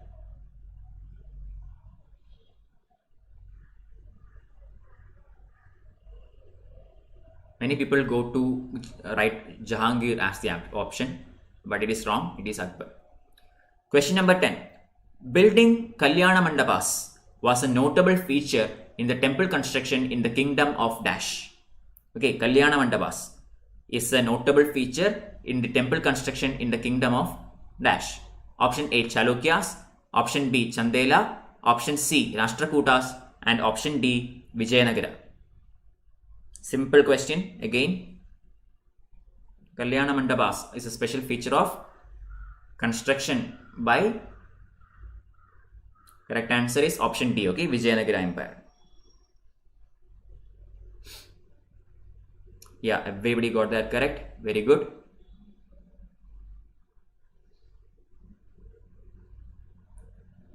Moving on. Question number 11. Consider the following statements. 1. Saint Nimbaraka was a contemporary of Akbar. 2. Saint Kabir was greatly influenced by Sheikh Ahmad Sirhindi. Which of the statements given above is or are correct? Okay, this is regarding the Sufi movement. Saint Nimbarka was a contemporary of Akbar and Saint Kabir was greatly influenced by Sheikh Ahmad Sirhindi. Select the correct answer.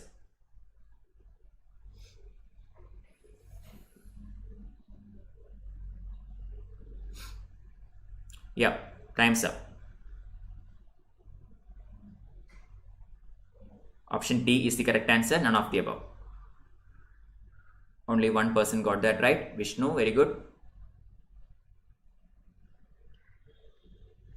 Question 12.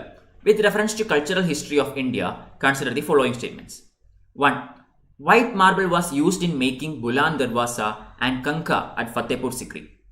2. Red sandstone and marble were used in making Bara Imambara and Rumi Darwaza at Lucknow. Which of the statements given above is or are correct?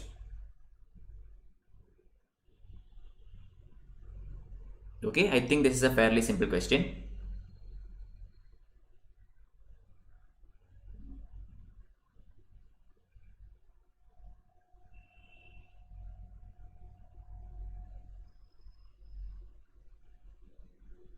Yes, option A is the correct answer. Oh, nobody got that. It's alright.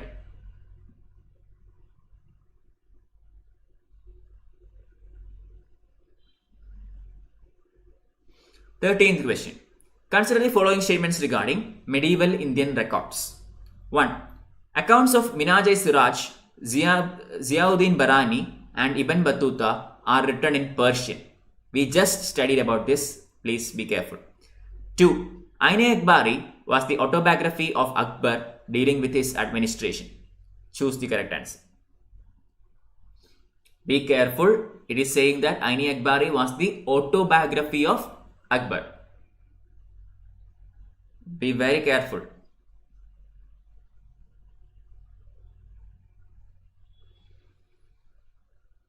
Thirteenth question, correct answer 1 only. Okay.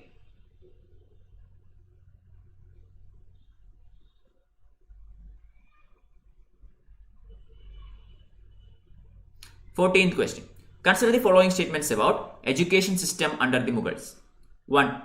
Humayun introduced the study of mathematics, astronomy and geography in the madrasas in Delhi. 2. Women of the royal and rich families got an education at home. 3. Akbar added subjects like accountancy, public administration, geometry and built a workshop near his palace. Which of the statements given above is or are correct? The medieval India quiz is going on.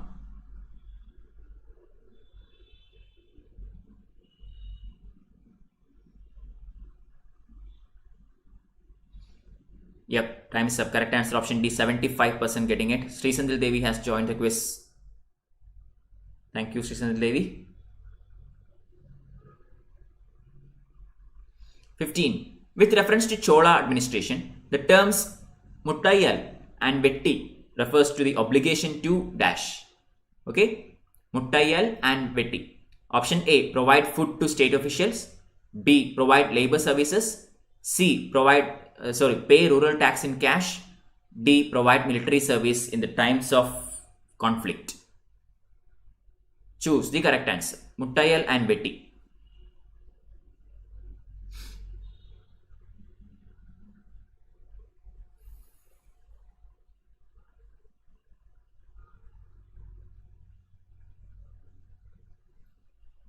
Yeah, time is up. Option B is the correct answer. It is labor services. Okay.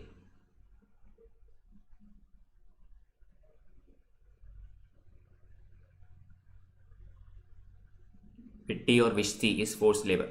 With reference to the medieval history of India, term Khalisa refers to dash. Okay, term Khalisa. Option A, land revenue directly for the imperial treasury. B, tax on plunder collected by the rulers. C, land revenue for feudal lords. And D, tax on religious ceremonies collected by the rulers. What is Khalisa? Very easy question.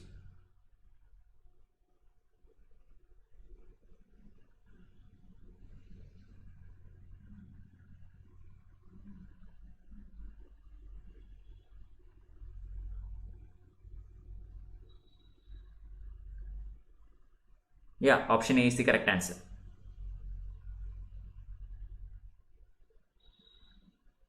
Land revenue collected by the imperial treasury directly. Okay. Question number 17. Which of the following was the profession of the Sarafs during the medieval period of India? Sarafs. Okay. A, community engagement in metal crafts. B, community engaged in monetary transactions. C, officials responsible for revenue collection. D, officials looking after overseas trade. Choose the correct answer. Sarafs.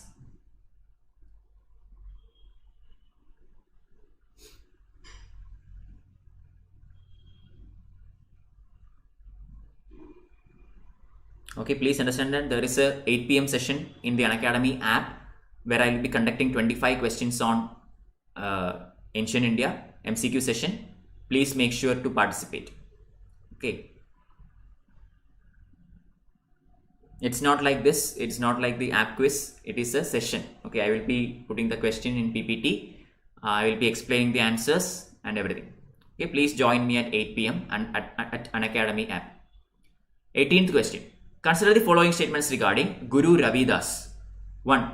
Guru Ravidas was a Dalit poet and a Sufi saint in North India. 2. He focused on Nirguna form of worship. Which of the statements given above is or are correct?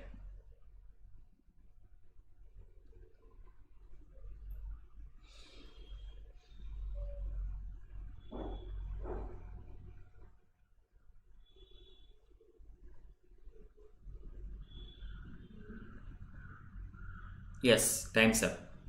B correct answer, nobody got that.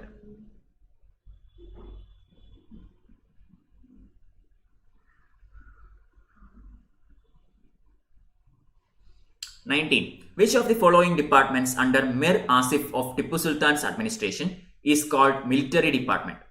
Okay, I think I have asked this question before. Let's see how many remembers. Mir Asif Kocheri, Mir Miran Kocheri, Malik Ud Tujur Kocheri, Mir Khazain Kocheri. 19th question. I have asked this question before. Those who have participated in that quiz, let me see if you remember the answer. Mir Asaf, Mir Miran, Malikut, Mir Khazain.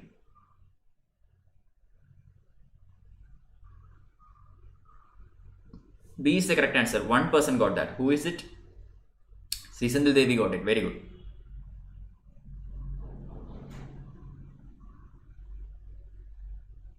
Twentieth question. Arrange the following events in chronological order. 1. Asiatic Society of Bengal was set up by William Jones. 2. Calcutta Madrasa was set up by Warren Hastings. 3. Banaras Sanskrit College was set up by Jonathan Duncan. And 4. Woods Education Dispatch. Select the correct answer. I am sorry, this is not a medieval India question. This is a modern India question. Somehow it got mixed up. Okay. This is a question from modern India, not medieval India. Please do join me back on the 8 p.m. session at Unacademy app. That is a session on ancient India. 25 MCQs will be discussed in 1 hour. Okay.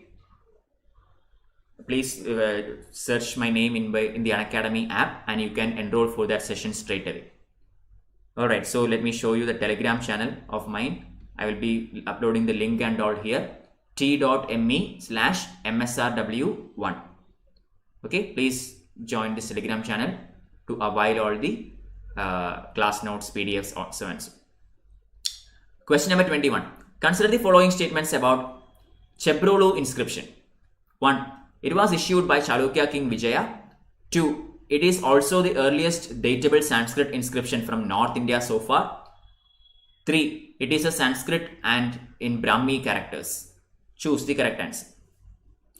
Those who are watching via YouTube, if you wish to participate in this quiz, all you have to do is download the Unacademy Learning app and in the test tab, hit the join quiz button and enter this quiz code 946772. You can also participate. There are still about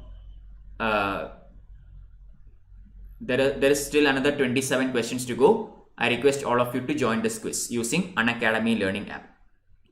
Hello Navneet, welcome. 22nd question going on. Consider the following Bhakti saints: Dadu Dayal, Guru Nanak, Tyagaraja. Who among the above was or were preaching when the Lodi dynasty fell and Babar took over?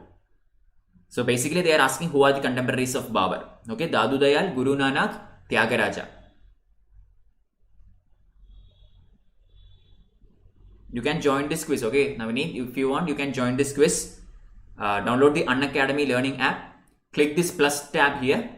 Then the test tab will become visible. You can click that and hit the join quiz button.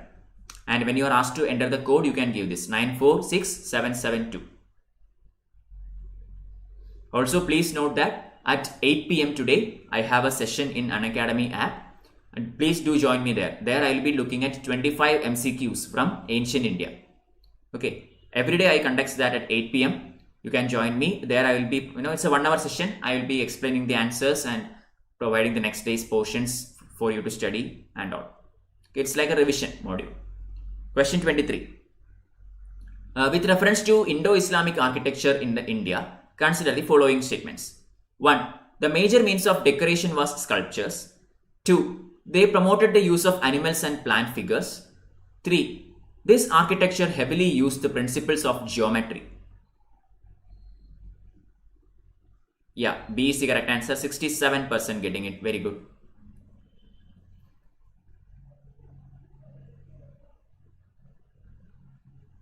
Twenty-fourth question. Which of the following statements is not correct regarding Din-i-Ilahi? Okay. 1. Akbar in 1582 promulgated a new religion called Din-i-Ilahi. 2. It prohibited such sins such as lust, sensuality, slander and pride. 3. It was aimed at bridging the gulf between different religions. Choose the correct answer.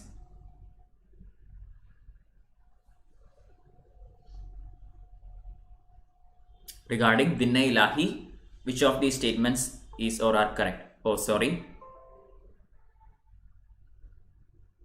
Connection issue. Let me just fix that.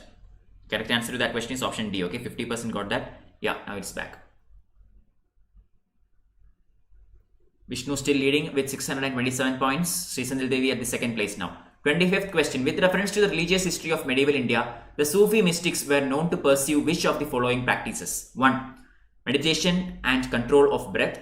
2. Severe ascetic exercises in a lonely place. 3. Recitation of holy songs to arouse a state of ecstasy in their audience. Select the correct answer using the codes given below. So we are halfway into the quiz. 25 questions are completed. Another 25 more to go. 50 questions totally, okay? Those who wish to participate, kindly log into your Unacademy learning app and follow the instructions as shown in this screenshot. Okay, click the plus button, click the test tab, click the join quiz button and enter the code 946772. This is absolutely free. All of you can participate. 26th question. With reference to early Bhakti saints of South India, consider the following statements. 1. Nayanars and Alvars flourished in Tamil area between 14th and 15th century. 2. Some of these saints belong to the lower classes of Indian society. Which of the statements given above is or are correct?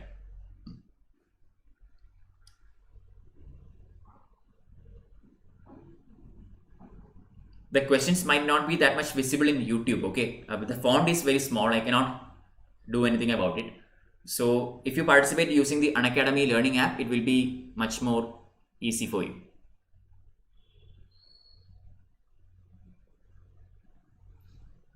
Yeah, 33% getting it. B is the correct answer.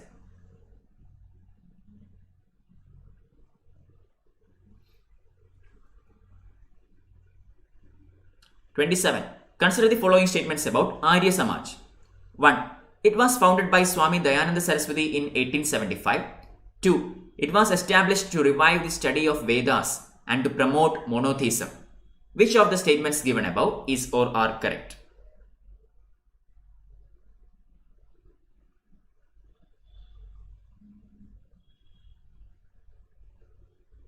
Regarding Arya Samaj. Arya Samaj is also more than their topic. Unfortunately, some questions got mixed up. Okay, really sorry about that.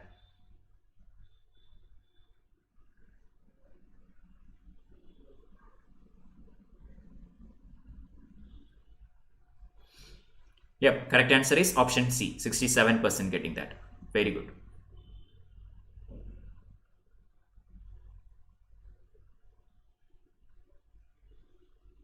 '28th question. In the context of Vijayanagara Empire, the term Amaram refers to dash. A. A religious tax collected for the construction of temples. B. Land granted to the Nayakas or the Polygarchs for their service to the ruler. C. A status given to the kings for commemorating their contributions. D. A festival organized throughout the Vijayanagara Empire. So what is the meaning of the term Amaram in the context of Vijayanagara Empire? Easy question.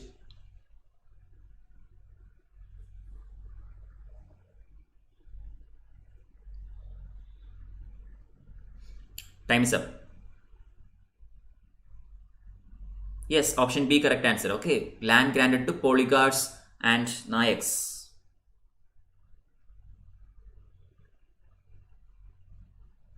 (29) The poets Amir Khusru and Amir Hassan during the medieval Indian history were patronized by whom? Muhammad bin Tughlaq, Firoz Shah Tughlaq, Alauddin Khalji, Balban. Amir Khusru and Amir Hassan were patronized by who among the following? Remember, there's a very famous title, Kitab-ul-Hind, given to this person by whom? Just remember that and you can easily find the answer to this question.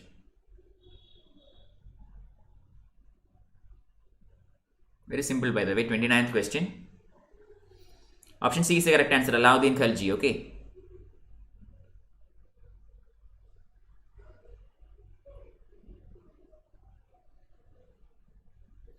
(30th question.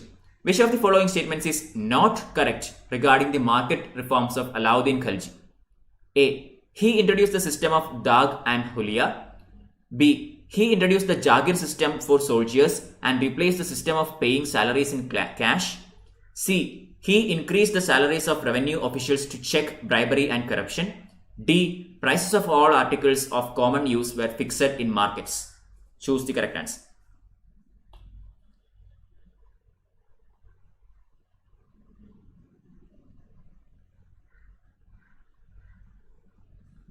Easy question.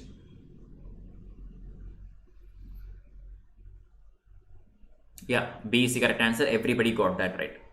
2 people answered it. Both of them got it right. Very good. 31. Consider the following statements regarding Firoz Shah Tughlaq. 1. He strictly imposed jizya on non-Muslims.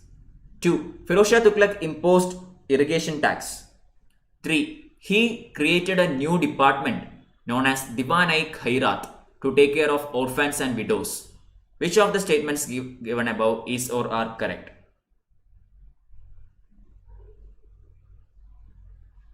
We have 19 more questions to go after this.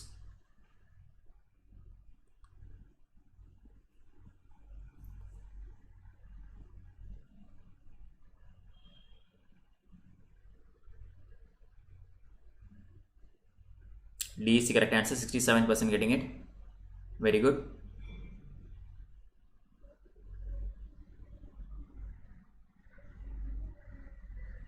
(32) Consider the following pairs: traveler and country. Okay. Ibn Battuta, Morocco. Niccolo di Conti, Venetia. Abdur Razak, Italy. Which of the given pairs is or are correctly matched? Easy question. Please make sure you get it right. Ibn Battuta, Morocco. Niccolo di Conti, Venetia. Abdur Razak, Italy. Very simple. Choose the correctly matched pair. Okay, dear learners who are watching via YouTube, in order to participate in this quiz, all you have to do is download Unacademy learning app. In that, click this test tab here and hit the join quiz button and enter this code 946772. You can also participate. Yeah, 67% getting it. Option B correct answer. Very good.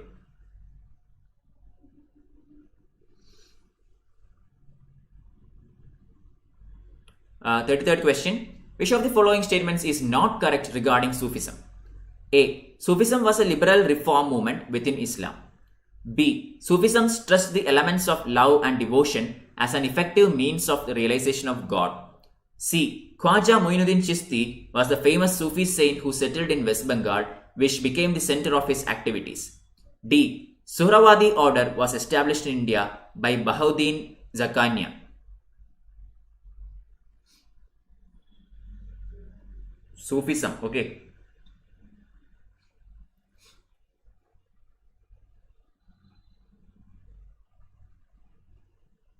Yeah, time's up. Correct answer is option C. 33% getting that. Very good. Vishnu still leading with a commendable lead. Already crossed 1000 mark.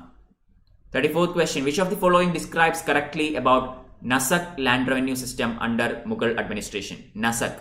Okay. A. Under this system, instead of actually dividing the grain, an estimate was made on the basis of an actual inspection of the production of the production on the spot. 2. Under the system, the produce was divided between the state and the peasants in a fixed proportion. C. It was a rough assessment of the amount payable by the peasant on the basis of what he had been paying in the past. D. It was a land revenue system based on the measurement and assessment of land and produce. Choose the correct answer. Again, a simple question, very easy options actually. Correct answer is option C. 50% getting that. Good.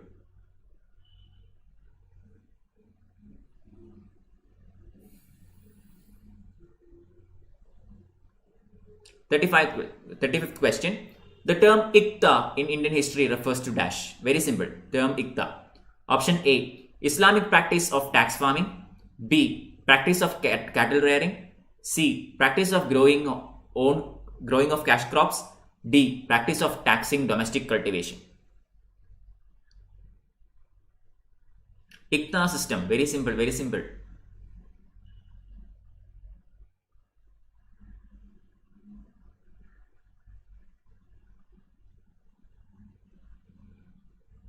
You can easily eliminate two options here. Only two.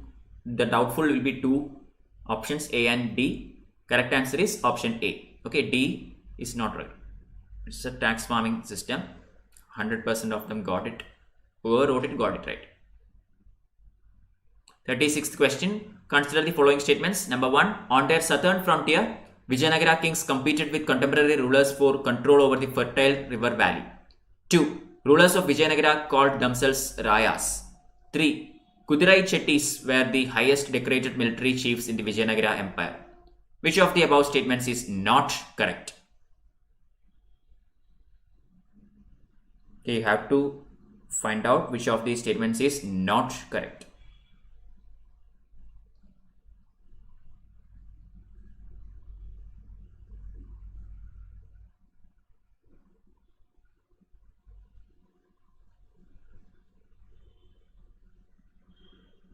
Option A is the correct answer. Okay, nobody got that, unfortunately.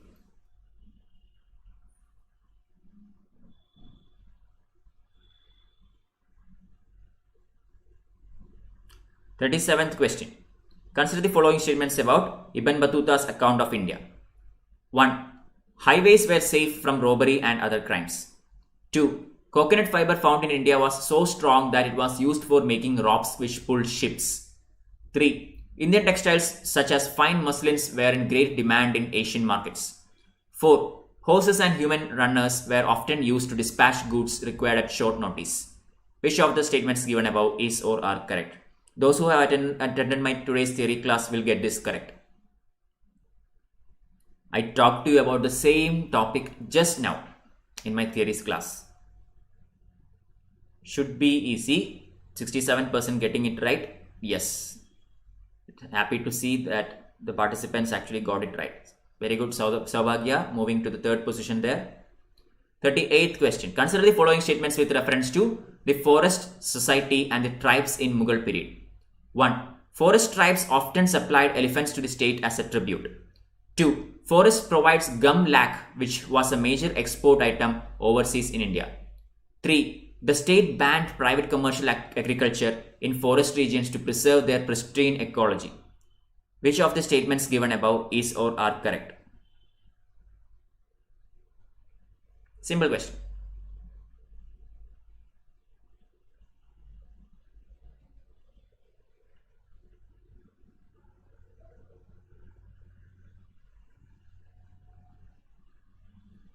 Yep, A is the correct answer. 67% getting it. Very good, very good.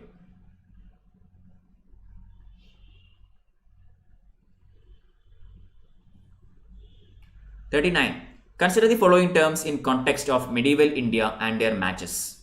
1. Jashmani system, the art of craft production. Mallasadas, cattle traders. Mikiyat, private land of Zamindars. Choose the correct answer. Easy, I think. or maybe difficult. Okay, I will put it in the difficult category, this one, because the options are a bit tricky. Okay.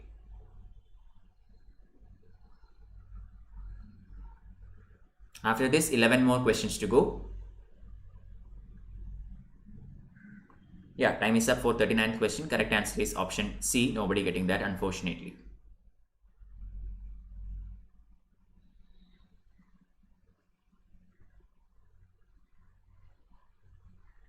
'48th question. Consider the following statements with reference to developments in medieval India. 1. A personal astronomical observatory was built by Humayun on the banks of Yamuna River. 2. Metal cylindrical rockets were often used in wars waged by some of the Mughal rulers. 3. Shampoo bath techniques and related chemicals were introduced in Mughal India from Europe. Which of the statements given above is or are correct?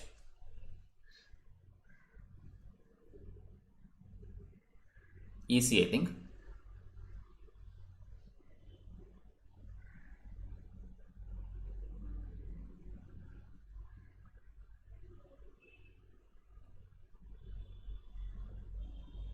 %33% getting that. Very good.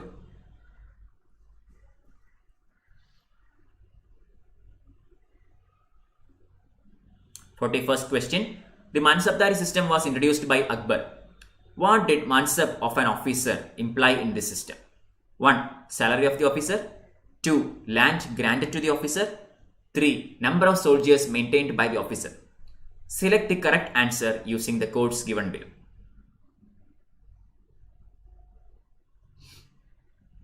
Easy question.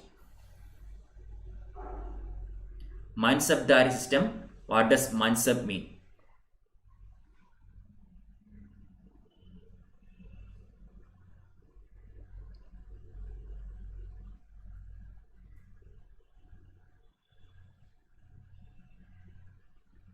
Correct answer option B. Okay, 33% getting it. Very good.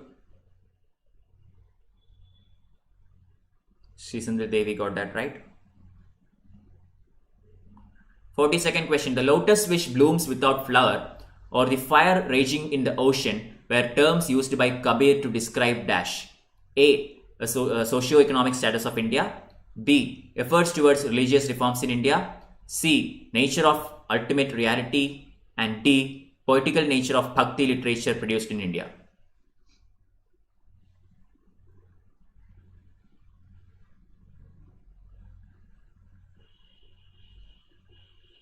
I have talked about this in my classes regarding the NCERT series. So if you have been in my class, you will answer this question correctly. Okay, this is the 42nd question. There are 50 questions. So 8 more questions to go after this. Remember that at 8 p.m. I have another class where I will be taking Ancient India MCQs, 25 MCQs, 1 hour. Okay, please join me in the Unacademy learning app session at 8 p.m. today. The link etc. will be provided in my Telegram channel, and this is my Telegram channel t.me/msrw1. Okay, 43rd question. Consider the following statements about Vijayanagara Empire. 1. Chinese porcelains were banned within the empire by the rulers. 2. Arrangements were made to store rainwater and conduct it to the city. 3. Fortifications around the empire enclosed agricultural tracts. Which of the statements given above is or are correct? Those who are watching via YouTube, kindly join the quiz using Unacademy learning app. Okay, the font will be small. This is how you can join. I will put the link. This is the method by which you can join the quiz. Okay. In the app, just click the test tab, hit the join quiz button and enter the code 946772. The 44th question. The Amaranayaka system in Vijayanagara Empire were dash. A. Royal spies who delivered information from one part of the empire to another.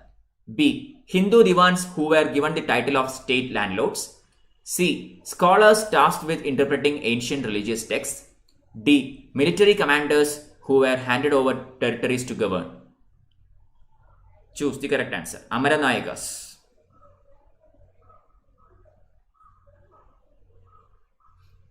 Easy, I think. Very easy. 6 more questions to go after this. Correct answer is option D. Okay. Very well done.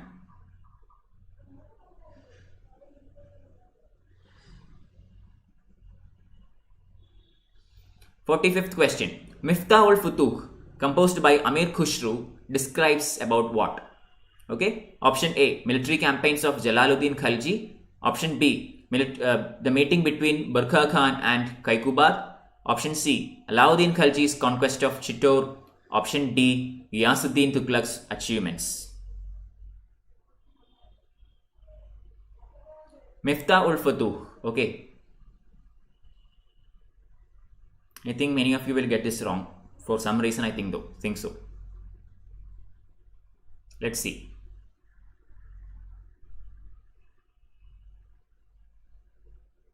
Yep, time is up. Correct answer is option A, 100%. Okay, those who wrote it got it right. Okay, only one person wrote it and he got it right. It is about Jalaluddin Khalji. Okay, I thought that many people will actually write about option C. The option C is regarding Malik Muhammad Jaisi's Fatmawat. Okay, 46. Consider the following statements regarding Inam lands during the time of Akbar. 1. Akbar separated these lands from the Jagir and Khalisa lands. 2. He divided the empire into 100 circles for the purposes of grant of Inam lands and their administration. 3. Akbar made it a deliberate part of his policy to grant Inam lands to all persons irrespective of their religious faith and beliefs. Which of the statements given above is or are correct?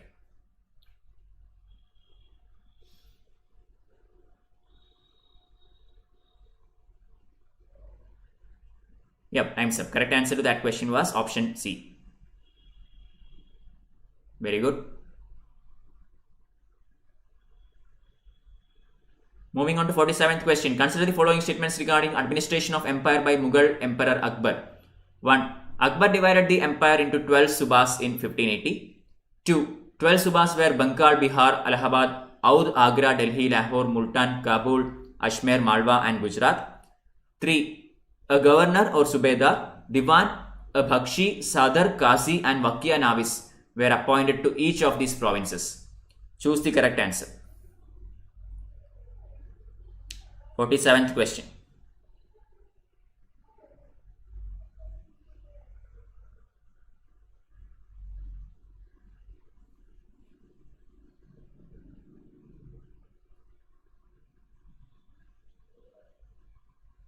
D was the correct answer. Well done, Saubhagya. 48th question, last but second question. Okay. Which Mughal emperor introduced the concept of Sulaykul? Okay, easiest question of this quiz. Okay, Sulaykul, Jahangir, Humayun, Aurangzeb, none of the above. Easiest question, I think everybody will get this correct. Jahangir, Humayun, Aurangzeb, none of the above. Sulaykul.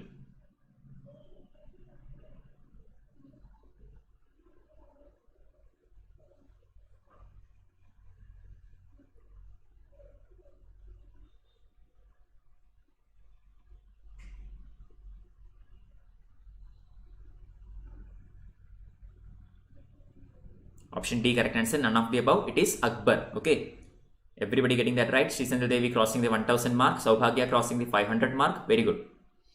Who among the following fought Battle of Haldigatti with Akbar? Another simple question. Battle of Haldigatti. Okay. Shivaji, Maharana Pratap, Raja Bharmal, Rana Sanga. Last but first question. Battle of Haldigatti was fought between Akbar and Dash. Shivaji, Maharana Pratap, Raja Bharmal, Rana Sanga.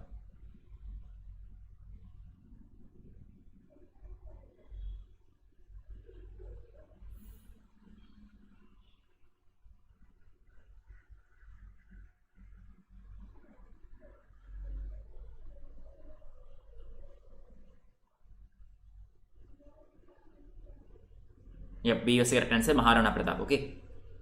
Very good. Many are getting this right now. Last question for the day, guys. Last question coming up. What does the term Besabaga refer in the context of Vijayanagar administration? Okay, Besabaga. A. Brahman. B. Kshatriya. C. Shudra. D. Forced labor. Besabaga refers to what among the following? Brahmins, Kshatriya, Shudras, forced labor. This is the final question for the day.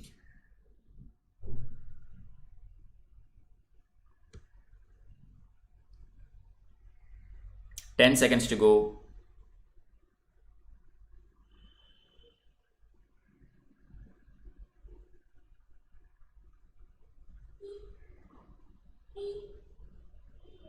Time's up. And the correct answer to that question is option D. Okay. Wow. All right. So today's winner is actually with 1605 points, Vishnu. Second place goes to Sri Sendil Devi with 1126 points. Third place goes to Saubhagya with 597 points. Congrats to all the toppers. And at fourth place, there is no name, so I do not know what to pronounce. 286 points. I think that person left the quiz in between. Anyway, thank you to all the participants. In order to view the solutions, all you have to do is click the solutions tab adjacent to the leaderboard. Okay, if you click that, you can see the solutions. Okay, you can see the questions once again. And by clicking the arrow right next to the questions button, you can see the answers for each of these questions. Okay, so once again, congratulations to the toppers. Vishnu, Sri Sendil Devi, Saubhagya, very good, well done. Please join me on the 8 p.m. session today, 8 p.m. session in the Unacademy app. Okay, this is my Telegram channel. Please subscribe to this Telegram channel so that you can get the PDFs, class notes, links, etc. I will post the 8 p.m. session link also in this Telegram channel. Okay, also kindly use my code MSRW1 in order to get 10% discount on any Unacademy subscriptions. Okay, so that is it, guys. Thank you everybody for joining, and see you all again at 8 p.m. Until then, bye bye.